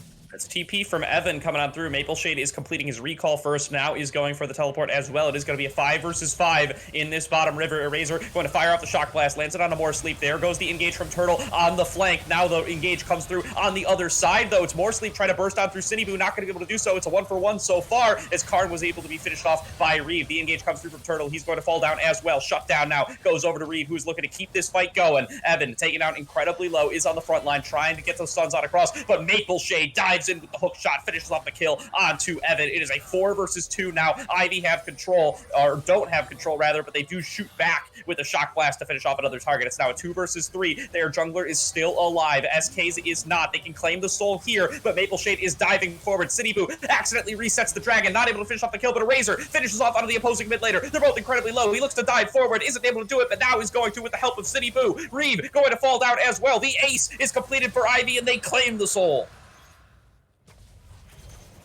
It was a goddamn mess, Gordo. Both teams lost their goddamn minds looking through that. You could see both of them really hyper-focused on getting that dragon, trying to secure it. But once it reset, the 4 remaining members for each team, both team had 2 left. They lost their minds. They didn't know what direction they wanted to go there. The entire time, Maple Shade holding onto the Hextech ultimatum, didn't use it until the last second, and by then, it didn't matter. Eraser Sinibu able to clean him up. This Jace Lilia does so much damage. Lilia, Sinibu, finishing up the Zania's Hourglass. That stopwatch coming in clutch to buy the time from them there. Nukes held on to the Encore for so long at the beginning of that fight that by the time he tries to use it, it just didn't matter. Ivy had disengaged, their pick had already been secured by SK, and even though it bounced off of 3 champions, the remaining team from Ivy was so far away. It was just, it felt very uncoordinated there from SK. They were panicking, and now it's Ivy looking to try to just get these picks. Oh, that's so much poke damage coming through on a Nukes. They're not quite able to finish him off. And the damage comes on through for the Mega Inferno Bomb as well. Evan with an eye is getting chased down, is incredibly low, fires off the Unleashed Power, isn't able to finish off a kill, but is able to keep himself alive. The teleport comes on through there and is not going to end up accomplishing anything for the time being. They are going to end up backing away from each other. But Ivy Gaming Black, it was looking like a replay from that game number 1. They were on Soul Point. They come up to the Dragon. They're getting ready for the fight, and they were just barely losing out on it. But they flipped the script. They changed their fate, and they now have Infernal Soul for the rest of this game. Yeah, and Infernal Soul on a poke comp, Gordo, you gotta feel like Ivy's firmly in the driver's seat, ready to try to close this game out. They want to make this a 3-game series. They are here to tell us and make a statement that they are not out yet. TP's coming in. Reeve almost dead already. This man is gone. He's caught on out. Turtle is here. Evan with an eye claims that kill, and it's a 4 versus 5 at the Baron already. No Ziggs going to be available for this fight for SK, and it looks like they might just be willing to give it on up. They do not want to flip this game here and now. They do not want to risk their Nexus falling as a result of just one pick, so they're going to be forced to give up the Baron here. Yeah, you can see now top lane Maple Shade pushing, doing whatever he can, has the Hullbreaker available for himself, so will be incredibly tanky, will be doing a lot of damage, might be able to get this inner turret for his team, but is it too late? Gold advantage, 4,000 gold in favor of Ivy Gaming. This is one of the largest gold advantages we have seen this split, or this series so far, Gordo, and with it, Ivy Gaming is in full control, has the Baron, has the Infernal Soul, all of their carries are on 2.5 to 3 items positioned and ready to just front load all of this damage into SK's composition. And now that they have the Nash, you can see that they're looking to try to execute probably a 1-3-1, really look to put the pressure on, use this poke composition to its advantage, and Eraser on this chase doing a fantastic job of outputting this damage and making sure that SK can't get anywhere near these team fights and skirmishes that they want to be taking. Maple Shade has the Hullbreaker, but is going to need quite the right scenario to be able to succeed in a split push game plan here. But he is going to dive forward onto Karn, going to force the stasis out. There goes the Solar Flare, not going to land on anybody. To dive back on through, comes through for Maple Shade. He's looking to try to finish off this 1v1 onto Karn. Reeve comes through with the Mega Inferno Bomb, is able to finish that one off, and this Leona just doesn't do the damage, but does have the Baroned up minions. Maple Shade trying to head for the hills to be able to escape here. Evan with an eye now looking for the engage potentially, but is just getting jumped on by more sleep. Ivy might have gone for a little bit of a throw here. They step a little bit too far forward. They end up losing both of their carries, and now SK have control over the map. Yeah, 2 big kills going over to the side of SK there. Couple of shutdowns given over, still shutdowns remaining up there for Cinnyboo and Eraser. But meanwhile, in the bot lane, look at Eraser and this chase just melting through these turrets for the side of SK. So yes, a bit of an oversight by AV Gaming. SK able to get a little bit back for themselves. But is it going to be enough, Gordo? That is the question. And I think we're going to see the determining factor come up here at this Elder Dragon. Baron will be wearing off of these teams in just about a minute, actually. So it's going to come down to this Elder Dragon fight, and when your Lilia is sitting on 10 Darksteel stacks, 3 items, I don't know if, as SK, if you can really afford to try to fight a war of attrition against Ivy in these fights now. Yeah, for certain here, going to coming right down to the wire for both of these squads here. SK wants to close it on out in 2, but Ivy are fighting tooth and nail and have kept themselves in the lead thus far. They just need to manage to close on out this game, but have to avoid mishaps like just now where they ended up losing Evan and Karn. They can stay grouped up together. If they can execute on their picks the way that they want to, it should be easy for them to finish this one off. Yeah, and you can see there, Eraser, just a single accelerated shock blast doing half of More Sleep's health bar. 4 members of Ivy Gaming are looking to crack another inner turret. They have been able to crack almost every single one. Only the mid one remains, and now they're firmly looking for the base, looking to crack this inhibitor turret for this side of SK. Yeah, they are about to lose Baron buff. It does go away right there. That's a nice satchel charge to clear away the wave from Reeve. Now let's look if SK want to go for the engage. They've chunked out Cinnyboo pretty low here. Mega Inferno Bomb comes through, does a bunch of damage to Karn and Evan, but maybe not enough to get the fight started. Maple Shade is hanging around on the side, not going to go for it though. Ivy going to retreat. They've gotten themselves plenty of turrets. They got themselves plenty of gold. They want to try to spend it before they want to engage with SK again. Yeah, key ultimates will be up. Mega Inferno Bomb will be up before this Dragon spawns. TPs are going to be available for everyone. So it's going to come down to this last team fight. Potions have been purchased. Cinnyboo, incredibly strong. Eraser sitting on 3, almost 4 full completed items, doing an insane amount of damage. Meanwhile, Karn doesn't have the stopwatch anymore, but still being able to output a massive. But this pick out of Evan. Evan face checks onto all 5 members of SK, just gets 1 shot and is not going to be available for this Elder Dragon fight, but a bunch of damage damage comes on from the side. Then Jace Shock Blast chunks out so low onto the side of Nukes. He's going to have to play incredibly carefully here. Wants to get value out of his Encore in this upcoming fight. The dive comes through from Maple Shade onto Turtle. They're willing to take any target possible. Knocks back Eraser, but he is able to still come through on this fight. They've already picked up 2 kills. SK is now on the back foot. Reeve going to be forced to flash away. Here comes the engage from More Sleep. He's not going to get any resets either. The Encore comes through, but it's just too late. City Move flashes forward. It's going to look to finish off onto Nukes here. Reeve has been able to claim 1 kill onto the Leona, but City Move going to go godlike, and Reeve taken down to just single-digit HP there is just barely going to survive, but he alone cannot fight the Elder Drake, cannot stop Ivy from claiming it either, as Ivy Gaming Black have won another fight. Yeah, and they got the pick, but they continued to over-aggress, and they just were mispositioned throughout the entire thing. Nukes went all the way around through the bot side river, trying to make his way back up into the lane, and because it took so long, More Sleep and Maple Shade were bursted down. The Hextech Ultimatum used onto Turtle, not respecting the Zynius Hourglass that this Leona has, means that the pick just didn't happen, and Karn was able to free hit the entire time, and with Eraser and Skinny Boo, you know, just outputting the massive amount of damage that they've been doing this entire game now, it's really hard for them. Now, and with the Elder Soul now, it's gonna be the question you have to ask yourself, Gordo. Is SK gonna be able to hold against this, right? Are they going to be able to withstand the barrage and torrent of spells and poke that Ivy Gaming is going to throw at them as they look to try to close out game 2 here? Yeah, and it's going to be so tough for them at the Baron as well. Spawning in 30 seconds here, Ivy's still going to have access to that Elder Dragon. It's going to be so tough to fight over that objective. You got to believe SK might just have to give it up, but their base is already so vulnerable. They've had so much trouble defending the inner turrets against the first Baron, defending their inhibitor turrets and Nexus up against the second one is just going to be so incredibly difficult, as Ivy have grouped up in this bottom lane, are looking to stage an assault on the bottom lane inhibitor turret. Shock Blast comes through, Nukes takes a whole bunch of damage and already has to head back to the fountain. Yeah, that's half his health bar. This Seraphine can't afford to be frontlining here. You saw that More Sleep sidestepped it. Reeve sidestepped that Shock Blast, but Nukes was on the receiving end of it, and now it's going to be Ivy Gaming just unleashing a torrent of spells, trying to keep SK out of this. And you can see, yes, they're getting forced off of this. The inhibitor is going to fall. This could be game, Gordo. Yeah, Inhibitor going to go on down here to the side of Ivy. They're at least going to claim themselves that one. SK are going to fight at their own Nexus if they have to, but they are not going to fight over that bottom lane Inhibitor. That's going to be a huge objective for the side of Ivy to have claimed now, as they're looking to move back over towards mid lane, maybe making a beeline towards the Baron, maybe even looking to just continue the siege. They didn't need the Baron buff for the bottom lane Inhibitor. Maybe they don't need it for the mid lane one either, but instead they are going to move towards the top river. Yeah, I think they've recognized that, hey, we should be looking to contest this Baron. I don't necessarily know if I agree with this call. You have super minions spawning in the bot wave. You have favorable wave positions in mid and top. You still have the Elder buff. You should be looking to turn, trying to get a pick, but they're just going to melt through this Baron, and it's going to be going over to them right now. SK can't do anything to contest. Elder buff is still in effect for Ivy Gaming. Yeah, they're going to take the recall here, though. Looks like no more fighting going to be had with this particular Elder. It is going to expire in about 30 seconds. That just means that Ivy are going to have the Baron instead to keep their siege going. They've got SK on the back foot here. All that's left to do is manage to find your fight and close it out.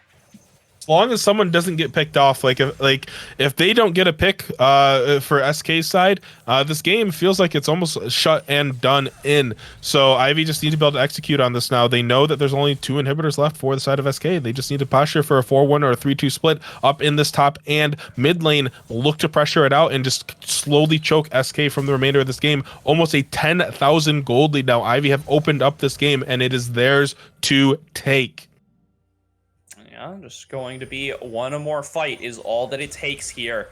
Maple Shade hanging around in the middle lane. It looks like the top lane is going to be where the siege takes place. They've got the split coming through from Eraser. SK are going to have to decide what fight they want to take here, what objective they are going to stage a defense for. It looks like it is going to be the top lane here. More Sleep clearing out onto the control ward, dodges out onto the Unleashed Power. The siege is still coming on through from Eraser in the mid lane. He's going to be crashing a wave here very soon, but the fight's going to get started sooner than that.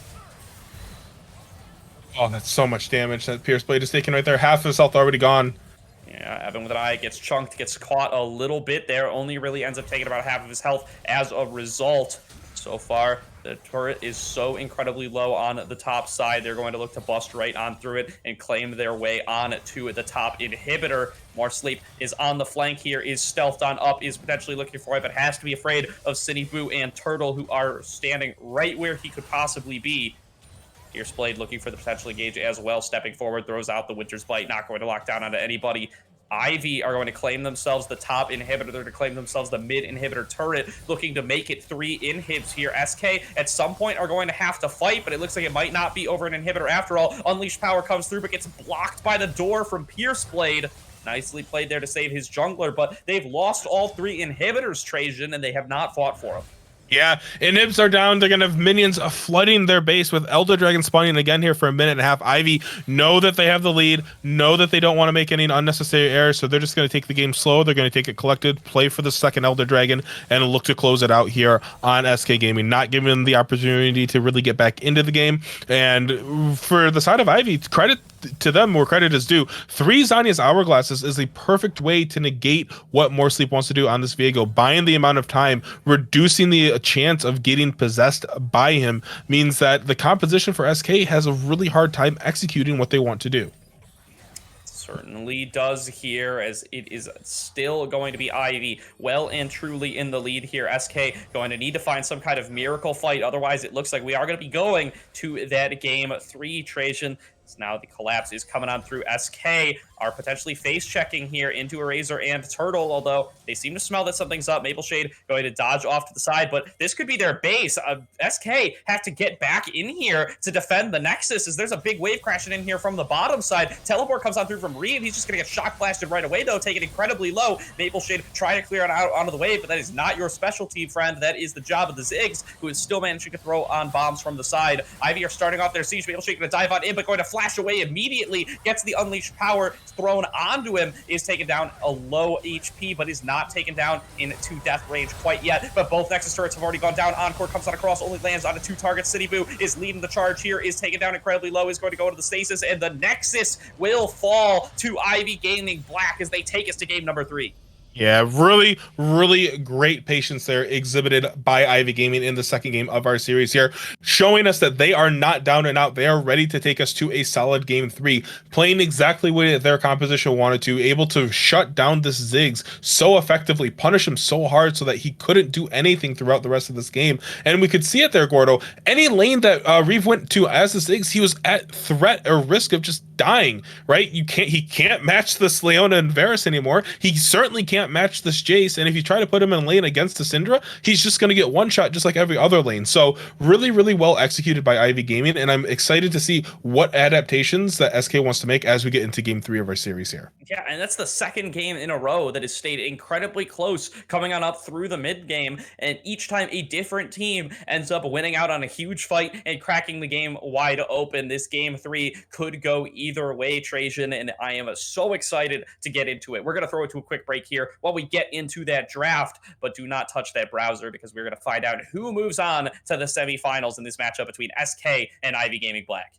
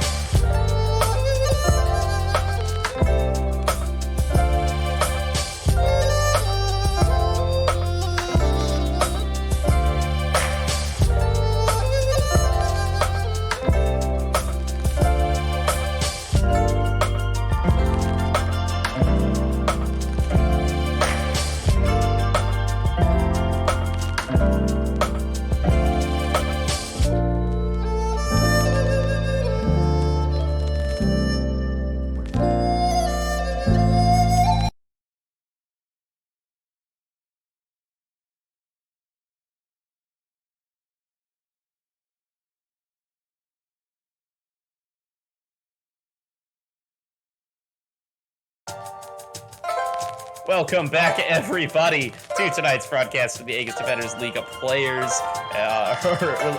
playoffs. I can't even speak anymore. We have gotten so much action in these last two games, Trajan, and we are back now for this game number 3. Yeah, and we can see here, no alterations to bans again. It is literally just the exact same 6 bans that we've seen across the series so far tonight. Leona's going to be the lock-in. SK has made an alteration, though. They decided to first pick these Ziggs. Not willing to give that up to Ivy. They do have the flex potential of it, obviously, but more likely than not, looking to probably put it in the bot lane. We'll see if Ivy wants to respond with the Varus here. They do have the Leona locked in already. Again, it paid off really well for them in game 1, but SK are probably thinking that they might want to have something up their sleeves, and it will be the Xayah that's going to locked in here. Has recently on the receiving end of a large number of buffs, really starting to get a lot of traction in terms of popularity again. So safe ADC with a really aggressive support. Not sure if I'm a super huge fan of it, but Ivy knows what they're doing, I would assume. So I'm gonna have to go with their default to their judgment on that. But Nautilus over here for SK, that is going to be a power play for them. This is the champion that both we've seen Turtle play a lot this split, but also we've seen, well, XDME, but Pierce Blade is also going to be relatively proficient on it, not having that played many games with us in this split, but as a solo queuer, they definitely know their way around the Nautilus hook or two. Yeah, for certain here. And that Ziggs pick now showing a repeat performance from game number 2. Had a rough early game up against the Leona that Turtle is now locked in for the side of Ivy. Is going to be up against the Xayah instead of the Varus this time around. But still, I'm going to throw that on hold as we have a Hecarim lock in now for more sleep on the side of SK. Very interesting. This is the champion that More Sleep hasn't played necessarily a ton of. We've seen him play 1 game of it in our regular split in their last series against McCrisp for the plans, which, and it credit is where credit's due, went 10-5-2 on the champion, knows how to play him, and is able to be quite aggressive with him. So we'll have to see what they can make to pull out of it. But Sinibu hovering and going to lock in the Olaf there. A champion we've seen him play time and again. Really strong early game prowess when you have the combination of something like a Leona and a Xayah where you just want to be able to create space for your team. This is going to be a good option for you here. Now, SK, they have the option of banning the Syndra away from Evan with an eye. It is something that I would definitely consider if I were them, but we'll have to see if they determine if it's going to be a big enough threat to their composition or not. For certain, the Olaf for Sinibu, definitely a champion that he is well adept on and is going to be facing off against this Hecarim. Some real action coming through from the jungle position. The Viego has been forfeited this time around. That means that there's going to be a little bit more proactivity coming from More Sleep at the early game. We'll see if that changes how these kind of slow and easy early to mid games have gone for these squads so far in this series. Mid laners once again going to be the focus this time around. The Orianna going to hit that ban list. See if the Syndra's going to join it, but it looks like not. It is the Gnar being hovered on. This gets banned away from Eraser. It is going to happen. Now we'll see what Ivy wants to take on R4. Is it going to be the Syndra again? Yeah, with the way that Ivy's drafted themselves, I really like the Orianna ban, and I like the Galio ban out from Ivy. They're both really good for either composition, but the Syndra will be hovered here, and it looks like Ivy's just gonna want to continue to put Evan on to comfort. They are saying, you know what, we don't necessarily care in terms of what could be a much better compositional pick for us, but we're just gonna go with something that we know our mid laner's comfortable on and can transition really well into that mid to late game. Yeah, and it had a good performance on it in game number 2, so excited to be seeing that one out from the side of Evan with an eye once again. We'll see what the last 2 picks are going to be for the side of SK. Still need a mid laner, still need a top laner, unless they do want to flex that Ziggs towards the middle lane. Still going to have to face off against the Syndra nonetheless. And that is a Yone lock-in coming on through for Nukes. He is going to take the fight to Evan this time around. He's going to look to be on this big mechanical carry champion. Yeah, Nukes, 2 performances so far in our split on this Yone, both 5-0 performances. So really, really comfortable on it, knows what he wants to be doing. And has a lot more agency than Seraphine does. So SK is going all in on this aggression, right? Making sure that they well, and if they lock in the Shen, that's actually going to fit this composition great. They have the ability to protect the carries. They have the ability to protect the initial engages of what they're looking for. And now that Nukes is on someone like this Yone with that Fade Unsealed, really great playmaking potential to be followed up by an unstoppable onslaught and a depth charge, or able to follow those abilities up, right, Gordo? So SK has a really multi-layered composition that with a lot of good engage tools that anyone from their team can really start with. Yeah, for certain here, SK ability to get these fights started this time around seemed to be what they were lacking a little bit in game number 2. And now it is going to be the Jace locked in for a Razor once again. Was able to develop that CS lead. Was not quite able to slam the Camille in lane, though, the way that you might have hoped. Ended up getting solo killed a little bit by the back end. And now is going to be taking it once again, this time into a Shen. He's going to block out on a couple of those auto attacks, but maybe represent a little bit less of a damage threat on the other side. Yeah, and for SK, they have a front line now, right? You have Nautilus, Hecarim, Shen. That is a lot of bodies that realistically Ivy don't have a way of being able to, brute force their way through. They don't have backline access. They need to be able to poke you out with these undertows, with these the Cinder Qs and the J Shock Blasts. But when a Shen is absorbing a lot of that damage, it's going to be a lot harder. And to SK's benefit, ganking top lane is going to be a lot easier now. Before, when you had the Camille, you can just get knocked away by Jace out of your hookshot. Shen Taunt is a little bit harder to respond to, and when a Hecarim is there to follow it up, you have to be concerned about these potential all-ins that are going to come relatively early onto a Jace. Yeah, absolutely. Here, that is going to do it for our draft this time around. It's all going to come down to this third and final game, Trajan. And I think the big mix up here is going to be more sleep going off the Viego, which he's gotten fed on early in both games. Going instead for the Hecarim, knows that he's going to have more gank power, that he's going to have more influence over these lanes, and thinks that that might be the key to snowballing his team towards victory. Sydney Boo, though, on this Olaf, should have some very powerful counter ganks of himself, should have some real big points of power in that early game, should really be able to get out of those early dragons the way that Ivy has in the past 2 games. We'll see if the Ivy laners are able to withstand this Hecarim early on, because if so, given the way that these game scripts have really played on out, it's ended up coming towards Ivy's side as long as they're able to get those early dragons. Yeah, 100% Gordo. I really want to see Cindy be playing towards this middle and bot side of the map for them. Again, we know that the ganks top lane are going to be relatively dangerous, and that 2v2 is one that can be catastrophic if you are not careful. And on this Olaf, you want to be able to get a lead. When you have a Leona, when you have a Syndra, these picks in the mid and the bot lane are going to be a lot more accessible to you. So really want to see Ivy looking to play towards those dragons again. We're going to cross their fingers again for third Inferno Soul in a row, but even if it's not the case, getting that early momentum for them is going to be really good. Absolutely would be here. Want to get that snowball happening onto their Olaf, onto their Jace, onto their Syndra. Whole bunch of champions that would like to be ahead of the pace of the game, of course. And SK definitely have champions that if you shut them down early, it's going to be really rough for them to come back. The Yone, the Hecarim, certainly champions that also want to be keeping up pace with the game, or be ahead of it.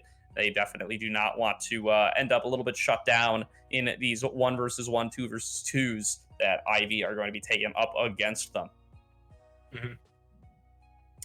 With that said, we are going to throw it to a quick break here. We're going to get loaded on up into the game for game number 3, and we're going to find out whether it's going to be SK or Ivy Gaming Black moving on to face against Pride Stalker Esports in the semi-finals.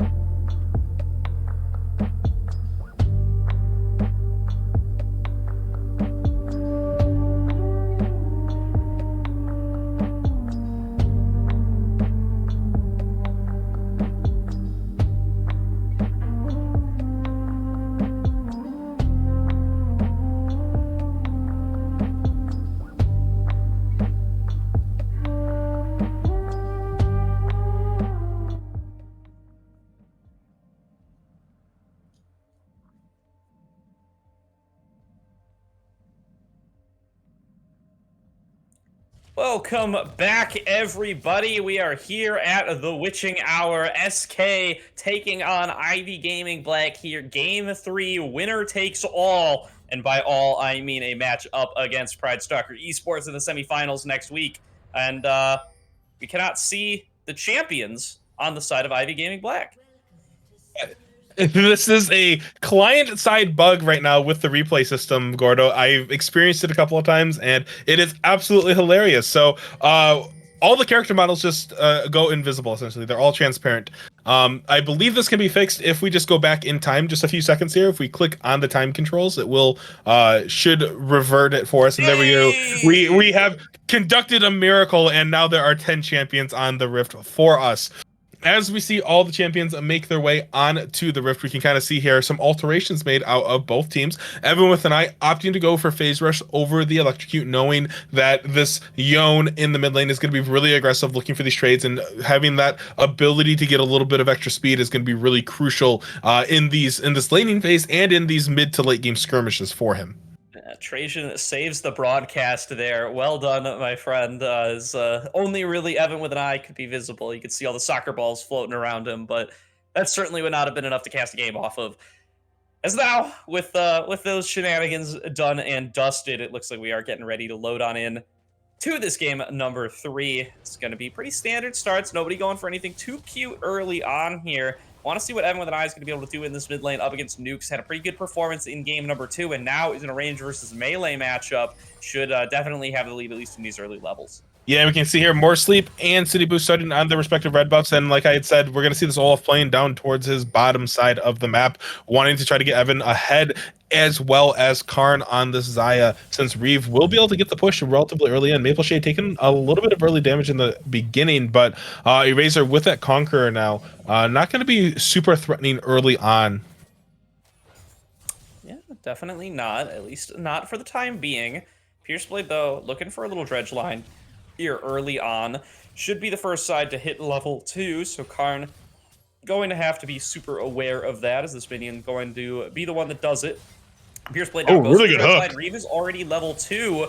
Turtle going to step forward to try to front line for his teammate, but now also has to be concerned. He's also level 1 up against 2 level 2s. They will be able to back out at the end of the day. That's a big trade from Nukes in the mid lane as well. Chunks out Evan with an eye to just about half HP. Yeah, now something to keep in mind though is that while Nuke's able to get a big trade on there, Evan with an eye does have the corrupting pot available. Does it look like he actually has the potion rune? I can't think of the name of it right now. That will give him a little bit of additional move speed in that lane. Time Warp So Tonic. Time Warp Tonic, yes, thank you. Gotcha. Being able to just kind of continue to be healthy throughout it, but Nuke's going at him now. That's all 3 corrupting pot charges gone already. So even through all that additional sustain, Evan is really feeling this early game pressure from Nukes on this Yone, really laying it into him. Yeah, and SK have now stolen away the triple TP strat from Ivy we saw in game number 2, whereas Karn has gone for this exhaust here. It needs to defend himself up against the dive coming through from Yone and Hecarim. So the tables are going to be flipped a little bit there, at least in regards to who has TP advantage at any given point, as Nukes is no longer opting for that cleanse, now feels a lot stronger on this tanky melee champion, and instead going for the teleport to look to engage in these side lane plays. Yep, and we can kind of take a look here as we see, in fact, both junglers did do a full clear again, got their respective scuttle crabs, and are now potentially looking for anything right down here. Reeve is incredibly low on mana, so a dive might be in the making for them, but no, Cinnyboo going to go for a reset here, knows that, you know what, Hecarim is going to be on a reset. More Sleep could be very easily be in this area as they look for it, so very, very wisely sussed out by them. But in the meanwhile, Maple Shade has the push into Eraser in the top lane, knows that he can go for it, gets a good taunt off on him too. Yeah, gets a whole bunch of damage back with that Spirit Blade, has the Spirit's Refuge as well to protect himself from the return damage. Shen in the first few levels is nothing to scoff at, can really have some super powerful trades, assuming that he can land that Shadow Dash onto you and get the full trade that he's looking for. Yeah, and Maple Shades throughout this entire series and the split has shown us that it doesn't matter what he's on. Weak side, strong side, just an even matchup. He's able to find these advantages, get these really good trades for himself no matter what. And Eraser, even with these health potions chugging down, is still at an HP disadvantage. Maple Shade doing a great job at this early stage on Shen. And once the Stand United pops up for him, SK is going to be able to look for a lot more proactive plays across the map. Absolutely. Really want that onslaught of shadows onto the Hecarim to close the gap and bring in that Shen to right where he needs to be. Going to be still a couple of camps left until he does hit that point, but they're getting close, as they already are both over at level 5 for the time being. Cinnyboo continuing to clear out as well. Karn farming up as best as he can. So far, nobody has developed too big of a lead for themselves here. Evan with an eye has a small CS lead, as expected, when facing off against the melee Yone, but not too much to speak of, as Cinnyboo going to look to start up this first dragon here, it looks like.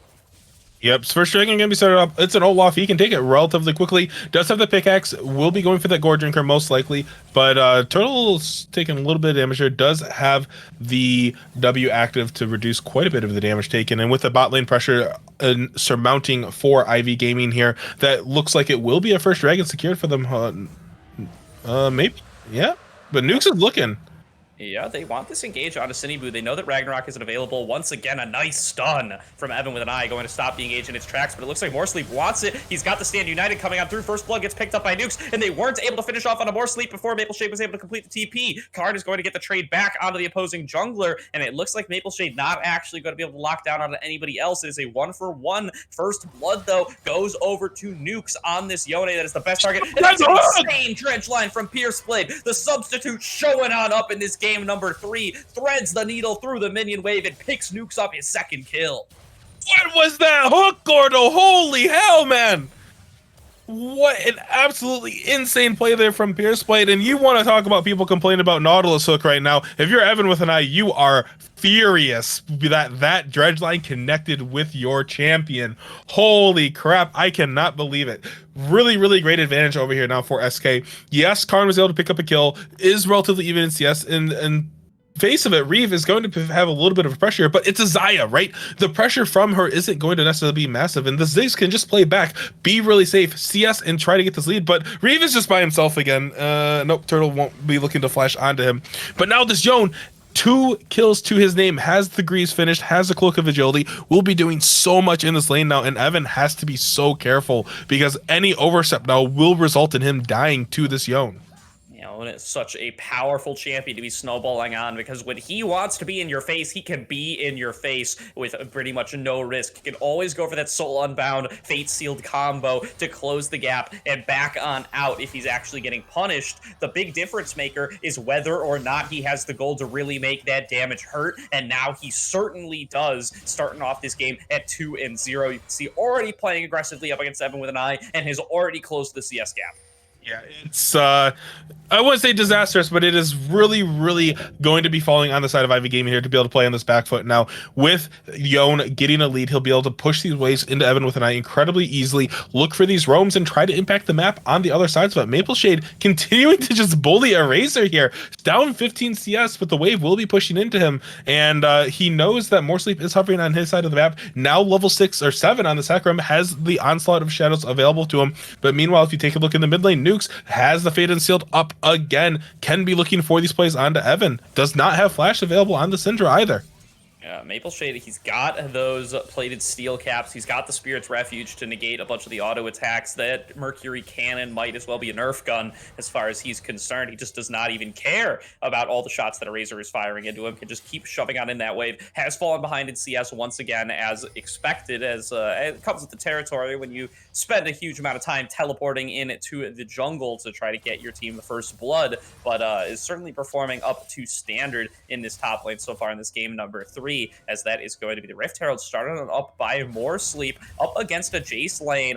SK look like they are still going to be able to grab that top side objective as Pierce Blade is getting collapsed on. Citybu just pops the Ragnarok, chases him down along with the help from Turtle. A second kill goes over now to the side of Ivy, as they are not willing to go quietly in this game number 3. Yeah, oh, this is not where Reeve wants to be here. No minions yet, though, and the minefield is going to clean up most of them there. So the dive that Ivy was potentially looking for is going to be thwarted thanks to some good spell placement for him. But yeah, and you can see from SK side, they where exactly Turtle was on this layout. They knew that they were there trying to do anything to get the shutdown onto Nukes, but unfortunately Pierceblade just didn't expect to see Cityboot in his red side jungle. Paid the price with his life, didn't have the flash available, but it did throw out. Oh, Karn just is under half health now apparently. Reeve really trying to delay these backs from him, it looks like. And in the meanwhile, if you take a look at it, this top lane lead for Eraser just isn't really amounting to a whole lot here. Still going for the Eclipse on Jace, but Maple Shade has the plated steel caps, will be picking up what I would assume would be a Bramble Vest here soon, or even maybe a Warden's Mail, really negating the effectiveness of this Jace in the lane further and further. Absolutely here, and you know, sitting on just those boots too, but is really representing whole bunch of threat in this top lane nonetheless. That bot lane dive, you know, part of the reason Ivy were forced to back off of that is because Stand United was available. Teleport from Nukes was available. They were at such risk of getting turned back around on with or without a wave. And that pretty much saves Reeve's life indirectly just through the amount of global pressure they're able to exert. Yeah, and you can tell that Ivy, they want to be looking for some of these plays, and it's really hard for them to be necessarily this proactive, but Ragnarok is going to be available up here for Citybu. They are positioned for the Dragon. Herald will be spawned in the mid lane, getting Nukes potentially some more gold as he looks to try to pick it up, but you see 3 members just hovering together in a group, and it's going to be the Mountain Dragon started up here. Yeah, absolutely. Here's Eraser getting collapsed on in the top lane again. Maple Shade has recalled without some items. It is super big now, but now Karn getting caught onto, doesn't have time to go into the ultimate. Finally does, but is already at so low HP. Nukes is able to finish off that kill, and now is looking to keep it going forward. Is already in the Soul Unbound and blinks back into the Dragon Pit, but City Blue has already fallen on down. Turtle going to join him as Reef picks up that kill. Maple Shade is teleported on in as well. He's looking to follow up on the last 2 members of Ivy. Eraser and Evan with an Eye are looking to make their stand here, 2 versus 2, but not going to be able to get anything in the second Dragon of the game. Going to go over to the side of SK as well as the fight as they win it 2-0. Onslaught from Shadows there from More Sleep, incredibly key to splitting up Ivy's composition, and it gave Pierceblade the time and ability to get in there, look for a really good depth charge, force Karn to ult preemptively, and because the Xayah was in such a bad position, she just got blown up there. A kill picked up by Reeve, another kill picked up by Nukes. This Yone is completely online right now and out of control. First turret picked up for SK Gaming here at the 12-minute mark. All these plates secured. Reeve on the Ziggs having a much better performance than the disastrous one in game 2 of their series here now, and SK is firmly in the lead with a 2,500 gold lead at the 12.5-minute mark. Gordo, that's a huge lead to the side of SK here. They are not messing around anymore. They know that their tournament lives are on the line and they want to be in those semifinals next week. They're 5-2 now. They've claimed the second dragon for the first time in this whole series. It's been Ivy getting the first 3 every time in the first 2 games, and now SK get one a little bit ahead of schedule and are feeling pretty good about their position in this game with their more proactive jugglers. Mapleshade might have bitten off more than he can chew. There is Cineboo coming on up here. Turtle is here as well. Mega Inferno Bomb going to come on across, but not going to dissuade anything, as Cineboo going to pick himself up a kill for the side of Ivy, taking down Mapleshade at the top side. yeah, and that's the best case scenario that you can ask for Ivy right now. Cineboo on the Olaf was 2 deaths and a single kill to his name. Now picked up that second kill, has the Gore Drinker finished, able to kind of accelerate the pace of what this Olaf wants to be doing and looking for these backline plays. The problem that he has is that he can't ever get on top of this Yone. Yone is always going to be diving into his backline because he has the E, can look for the shadow, and More Sleep, and they're just going to dive Evan.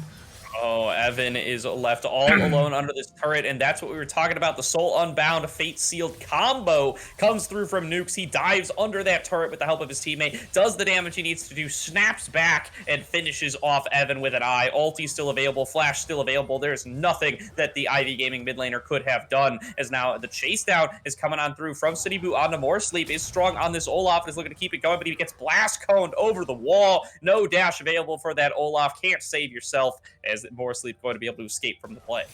Yeah, and Cineboo had the option to pop the Ragnarok there to try to run up to More Sleep, but decided that it wasn't worth it, did not want to expend the cooldown on it for a kill that might not even happen. But I really think it might have been worth it to be able to get that kill onto the Sakura. More Sleep doesn't have a shutdown, but getting any additional gold into your pocket as an Olaf is really, really great at this stage of the game still. And the Ragnarok is on a relatively low cooldown, I believe 1.5 minutes at level 1, so it's not even like you're going to have to worry about anything, as you have Herald spawning in 30 seconds, but I don't think Ivy's in a position to really want to contest it at this stage of the game. You're really looking to try to play for dragons and look for these picks now with this Syndra, with this Jace and Leona. Certainly are here, but nonetheless, going to just be Cineboo saving that resource for later on, looking for potentially a play in this bottom lane as he's hanging out down there with Karn, maybe waiting to see if Nukes is going to go for something a little over aggressive, but instead they're just both going to go for those recalls. 1:40 to go on the next dragon, 5 seconds to go on the Rift Herald. We'll see if either team wants to make a play towards there. SK seems like they do, as they've completed their recalls, and 3 members are now heading towards the top side of the map. Yep, Herald is the next target for the side of SK, and they're happy to pick that one up for themselves. You do have that Zig Sasquatch charge available. Already picked up 1 turret, looking to claim a second turret of the name. Eraser really overextending here up in the top lane. Has the flash available, but will he be able to get away? As there's 3 members, More Sleep is going to be up there with the devastating charge. Onslaught of Shadows going in. Yeah, there's going to be the collapse coming through from More Sleep. Razor's created a little bit of distance, but the depth charge comes on through from Pierce to Blade. There's the Mega Inferno Bomb. That is the combo that you draft this bot lane to pull on off, and Reeve going to get himself up another kill, is off to a much better start than he did in game number 2. 2-0 versus 0-2, definitely where you'd rather be on the Ziggs. The Cineboo is here to try to clear on out the wave, has Turtle for backup. SK going to have to stop the siege, but they get themselves a kill. They're going to get themselves the Rift Herald. Meanwhile, look, bot lane, Karn is not in a good spot for this.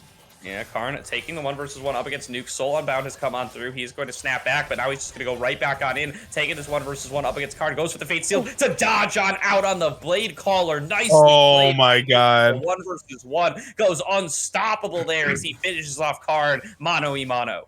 That was some incredible discipline that Nukes displayed there. Knew that the only way Karn could potentially kill him is if he gets a good blade caller and E off, and by holding the fate seal, just guaranteed that those feathers were never gonna hit him. So really, really well done. 5-0 now again on this Yone. He always gets to 5-0 and then seems to just the game ends for SK. We'll see if he can get that 6th kill. Really look to showcase the Yone and give a reason on why Nukes needs to be feared in this game 3 of our series.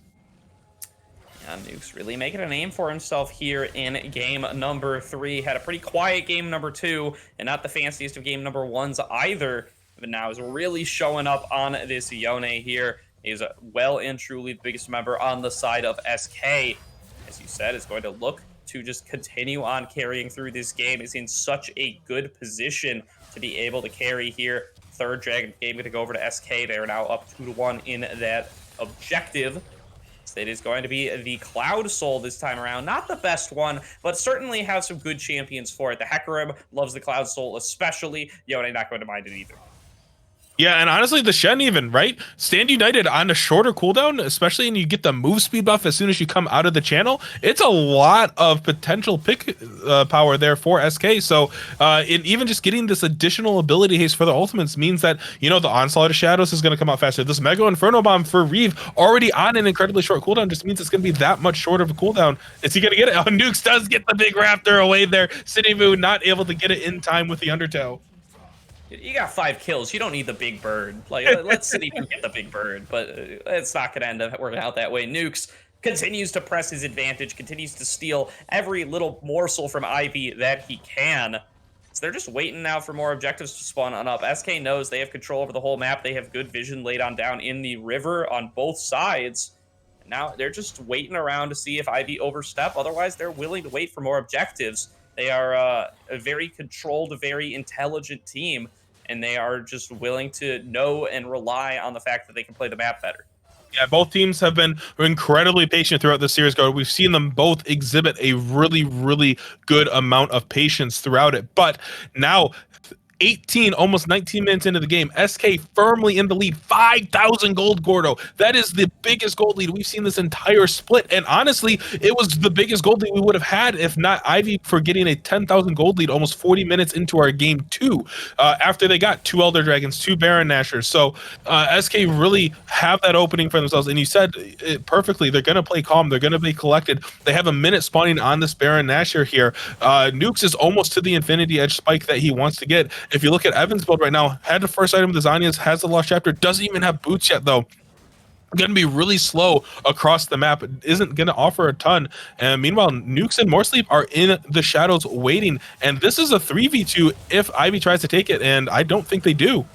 Sinibu jumps over the wall here, finds himself in a 1v1 with more sleep. Nukes is coming on around. It is actually this Olaf, though. He's super strong in the Ragnarok. They're not able to finish off onto him. Yep, there was Fate sealed on 2 targets. They finish on off Sinibu, and now we're looking to take out Evan with an eye as well. 2 targets already down. A Razor going to join them as that's a double kill picked up for Nukes. You win for 6-0, Trajan. He's going to go straight up to 7-0, and that is going to be an 11-3 score line for SK.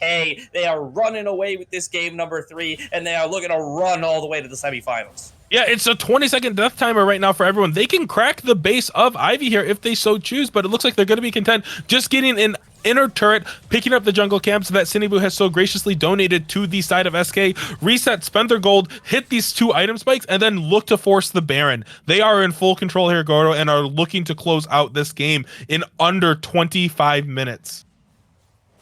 They certainly are well on pace to do so. We'll see if they're able to win out big on another fight. They could potentially close out the game then and there. Otherwise, they have proven time and time again that they are more than content to just sit around and know that they are going to be able to win the fights later on and play around the objectives. 90 seconds to go on this next Dragon. We're certainly going to be seeing them there. Until then, they're going to spend their winnings and know that they are super far ahead of anybody on the side of Ivy. Yeah, Yone gets the Infinity Edge, picks up a chain vest for himself. You have to imagine that's going to be a Guardian Angel. Well, actually, no, because he would have probably gotten the stopwatch if I was were to make a correct assumption. So I'm going to go out on a limb and say he's building Death Stands for his 3rd item now. Almost 10,000 gold on this Yone, just a couple hundred shy here now. representing almost 25%. It is essentially 25% of SK's gold as a team, Gordo. That is insane to think about. Yeah, that's a 3.5K gold lead individually over Evan with an eye. Certainly not the position you wanted to be in as this Syndra, who has not even been able to finish a mythic item, who has not even been able to purchase boots, because they just have to itemize entirely towards defending themselves up against nukes, up against the dive potential that he brings when he soul unbounds and fate seals on you. It does as the name implies. You have no opportunity to survive unless you have access to that stasis. Yeah, and something that, oh my god, they're just gonna go on to him. This poor man can't play the game. Oh, finally he's going to be able to get the stasis off, but that's not going to keep you alive, my friend. He's going to end up going on down here. Pierce Blade going to steal away that kill. He's earned it, given how well he was able to perform earlier in this game. That hook was insane, as that's a big 3-man taunt now coming on through from Maple Shade, looking to get the fight started. 1 versus 4, has no backup, doesn't even seem to need it. Blade Caller going to come on through, going to snare him up, going to stop his advance. But look at all the damage he was able to do. Look at all the chaos he was able to wreak up in that top lane. Over the wall, Nuke's throwing things over, comes on over with the Soul Unbound, with the Fate Sealed, finishes off the kill, onto the enemy jungler, goes legendary, and now only 3 members of Ivy left alive. Nukes is back over the wall, he's looking to keep the fight going, goes up into a double kill, wants to try to not get shut on down here, has access to the shield bow to try to stay alive, exhausted, shut down now by Karn, but at what cost? As his team is finishing off the Baron, Maple Shade is looking to keep the fight going, dives forward onto Karn, is now looking to take on a Razor going to turn that one around back on its head, but SK finishes off the Baron. It's a 3-for-2 fight, still in their favor. They have the big purple buff, and they're going to move forward onto Dragon as well. Yeah, Baron's going to be picked up by SK, but they have to be going, you know what, that's a little bit of an oversight for ourselves. Nukes and Maple Shade both had shutdowns. They were given over to 2 people on the side of Ivy Gaming that you did not want to see them on. Eraser on this Chase, Karn on this Xayah, able to get enough gold to start getting into their 3rd item spikes now. Xayah has the Essence Weaver completed. Oh god, Dragon's gonna get picked up. I didn't even notice that got started up. My apologies there to our viewers at home. But now soul point for SK. 3 members of their team have Baron buff, but importantly, the 2 people that want to have it for their solo laners don't have access to it, so they're going to be a little stunted in terms of wanting to split push. So executing a 1-3-1 isn't going to be the easiest thing. It's not actually something their comp can do right now because they don't have those Baron empowered minions in the side lanes. It's going to be really easy for Ivy to kind of clean them up and be able to get a lot of that pressure taken off of them. But if we take a look at it now, okay, I take that back. Nukes is going for the GA 3rd item. Now it does pick up the stopwatch and realize that, you know what, maybe I can't go completely willy-nilly. The burst from Ivy is still there. It is still a huge threat. I have to be careful about it. But what I was thinking of it for Gordo is that Evan with an eye is essentially out of this game. Finally finishes his 2nd item, has the Ludens available to himself, but because the magic damage profile for Ivy Gaming is so low, Death Stance is such an efficient item purchase here for the side of SK Gaming. Absolutely would be. Nuke's now finished off the Guardian Angel, as he's going to just be looking to never die again, as he's experienced it once and feels like he does not desire it a 2nd time. Diving forward with the Soul Unbound. Not going to find the engage he was looking for, just going to snap back to reality as Karn is looking to just clearing out this wave with the Blade Caller, going to be able to do so, but Baron buff means that the Siege is going to stay alive. They're going to just keep this going. They're going to finish that one off with the Ziggs Bomb. SK have so much power now in this game. They are up by so much gold, almost 10K.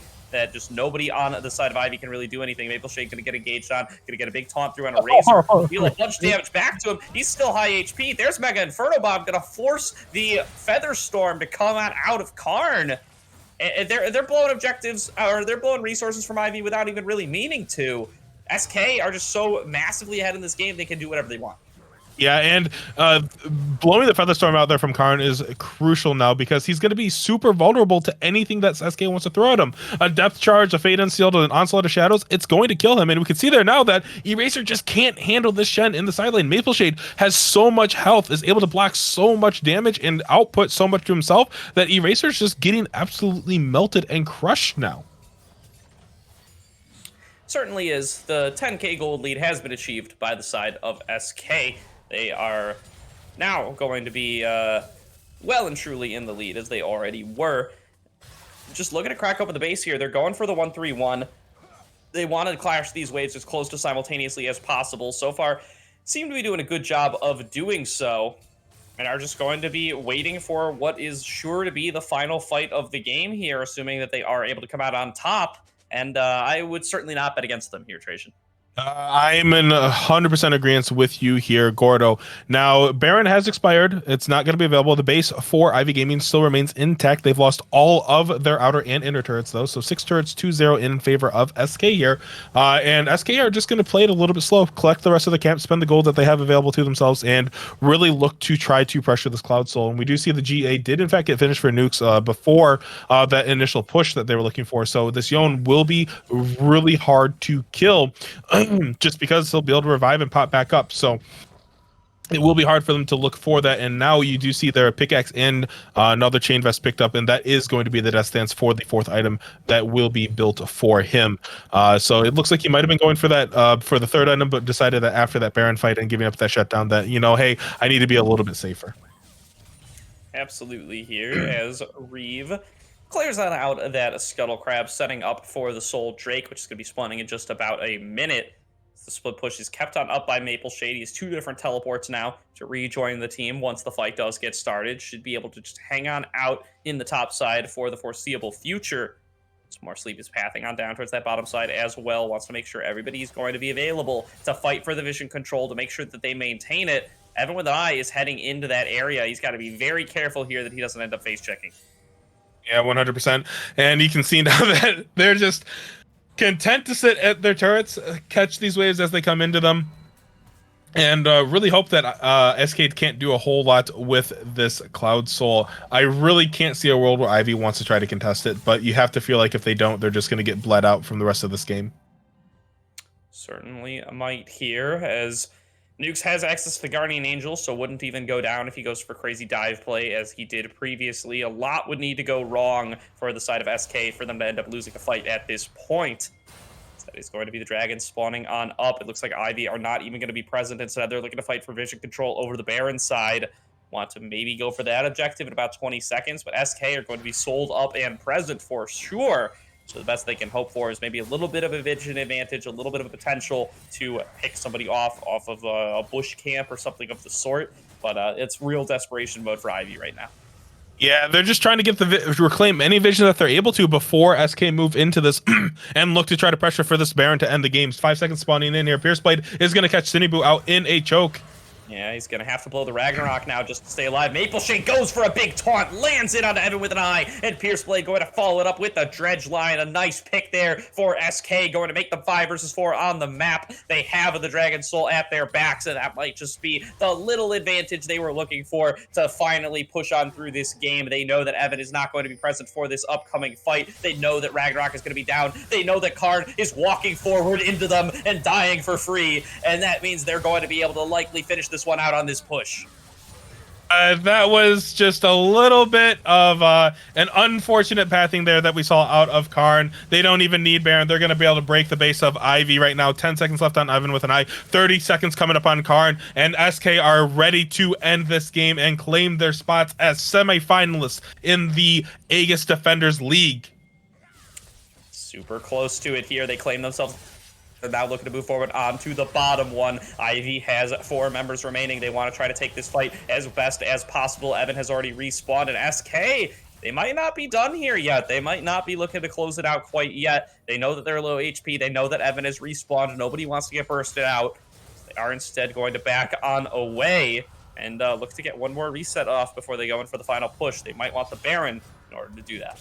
Yeah, and look, they're all level 16. And something I didn't get to mention, there's more sleep. He onslaught of shadows into Evan with an eye, and before he even left the jungle of Ivy, his ultimate was halfway up right now. And we can see Ivy making their way over to the Baron, trying to set up what little vision they can afford for themselves right now. But is it going to matter, Gordo? 11,500 gold almost in favor of SK. This Yone is absolutely massive. 4 items, has the death dance completed.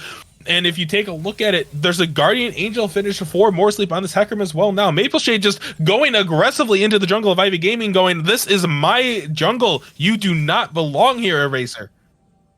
Certainly, Eraser going to be able to secure that blue buff, but SK going to look to secure the Baron here. It's going to be a Unleashed Power coming on across the wall, or a Scatter of the Weak, rather. Unleashed Power is the ultimate. But SK going to be very happy to start on up this Baron. Cinniboo is over the wall, could potentially look for a little bit of an engage here. But instead, it's going to be Nukes diving over the wall once again, going on to Cinebu, chunking him down incredibly low here. They probably want to avoid coin flipping this Baron if possible, but it is going lower and lower. They don't really have any tools to stop Cinebu. He's going to flash over the wall. He's going to steal the Baron, and trying to keep Ivy Gaming alive in this fight is Cinebu. He's going to end up going down to more sleep. Nukes is continuing to chase forward, going to use that Fate Seal to close the gap now, but will he get the damage across before he has to snap back? It looks like the answer is no, and so more sleep is going to be forced into the resurrection from his Guardian Angel. 1 kill picked up for SK, but the Baron picked up for Ivy to assist in their defense, but Nukes isn't done. He flashes forward. He goes for the Soul Unbound. He's looking to get onto Evan with an eye, but is instead getting all the damage turned back around onto him. He's going to be sent into that Guardian Angel. Pierce Blade is here to keep the fight going. More sleep coming on through after the resurrection, looking to keep the fight going onto Evan with an eye, but he's going to get bursted out under the turret. Reed is looking to finish off the kill, is going to be able to do so. Now it's Eraser is the next target. He's taken down incredibly low. He's going to fall on down to the side of Reed. A double kill picked up for the Ziggs here, and with 3 members down, SK might have their opportunity to close out the game, but City Boo is respawning in just about 2 seconds. They're looking to finish it off. They're looking to burst through these turrets. The satchel charge going to finish off onto one. Turtle jumps into the back line, is looking to finish off onto anybody that they can, but the Mega Inferno Bomb is huge from Reeve. They finish off the ace. They finish off the game. They finish off the series, and SK is going to move forward to the semifinals. Well-deserved victory coming out from SK there. They showed us they had the patience to be able to play a slow game in game 1. They stumbled a little bit in game 2 because they just weren't able to necessarily get the disengages that they were looking for and were able to get poked out of these objectives from Ivy. But in game 3, they put the pedal to the metal. They went, we're going to put someone in our mid lane that's aggressive and we know that can punish the Syndra. We're able to get this Yone ahead and run away with the game on a silver platter. Incredible performance by SK Gaming tonight. Absolutely, just really coming up huge where it counts, picking the more aggressive team comp than we had seen from them thus far in the series in game number 3 and executing it to perfection, snowballing their team comp ahead the way that they wanted to, playing through Nukes on the Yone in the mid lane to come up huge in this game number 3. It was a little bit of a risky proposition to play a champion like that with your backs up against the wall, but they execute it perfectly, and that means they are going to be moving on to face Pride Stalker Esports next week. I'm really, really excited to see what they can bring against them. Prize Stalker have been an absolutely dominating force throughout the split, and I don't think that's going to change, as we saw that they had a really good performance in the first week of playoffs here. But again, really great run by Ivy Gaming Black here. They came back from a really rough regular split, showed that they weren't down and out in playoffs, took us to a game 3 here, and were able to showcase that, hey, they can be on the back foot, but they're still going to be looking for these advantages to get themselves back into the game. Yeah, and we have got Nukes in the chat here, ladies and gentlemen, to speak about the game that were just played. Nukes, are you on here, man? How are you feeling after that win? I'm feeling pretty good. I mean, I wasn't really scared we were gonna lose, because like after like the first 2, they can't really close like games, so we just picked like scaling Wampa, and yeah, I wasn't really scared, but it was fun. What made you want to? What was the decision behind the second game draft? We saw that Ivy kind of rotated into a really heavy poke composition, and then we ended up picking Seraphine into the Syndra. That was an interesting decision. Honestly, I had no clue what to pick, and like, you know, Seraphine, I don't ever play her, so I was like, all right, she sounds pretty fun. I kind of wish I like picked Kiana now, but it's okay. It happened, you know. Go next. All right. You said you were confident coming into the series today. What did prep coming in for the past week look like? You guys knew that you were going to be playing up against Ivy. You chose them instead of Sparta when it came time for the selection of the bracket. How did you prepare to face off against this team today? This isn't toxic or anything, but we didn't practice at all, and we didn't prep. We kind of just like, we kind of showed up. Usually we prep though, but we never prepped. So we kind of just, yeah, we kind of just showed up. Well, I mean, you guys have had a really good split so far, and you came into the team a little bit earlier, about halfway through the split. But as a team, it looks like you all have a really good foundation on your macro and knowing what you want to play across the map and making sure that you're always trading for objectives. Would you probably agree with that? Yeah, But I mean, sometimes we do a little bit of trolling, and we got a new support recently, so this was like our like second, third set with them. So we're still trying to get used to that, but I think our macro is pretty good. Yeah. All right. At risk of starting something again, up next, you guys are going to be facing off against Pride Stalker Esports in the semifinals. Any thoughts on that matchup now that you're going to be facing off against them to best of 5 next week? I kind of like came into the tournament late. I've never even looked like who's on the other team, so I don't really know who they are. But it's probably we'll probably win. All right, I'll take that. Yeah. All right. Well then, looks like we're about done with the stream for the night. But thank you for joining us here at Nukes. Is there anybody you want to shout out on the back of your win tonight? I don't know. There's a lot of had a lot of fake friends today. I think half my friends were cheering for Ivy the whole time. So, shout out to them. But I'm not gonna call them out. But you guys suck. Absolutely suck. You guys are. Anyways, yeah, my team played pretty well. Maple, thank you for not debousing, and yeah. All right. Thank you, Nukes, for joining us. Thank you, everybody at home, for tuning on in tonight. And from myself, Trajan, and Ivar on production, that will do it for the Aegis Defenders League this week. We'll be right back with semifinals next weekend. Checking out the other side of the bracket, so do not miss it. Have yourselves an excellent night.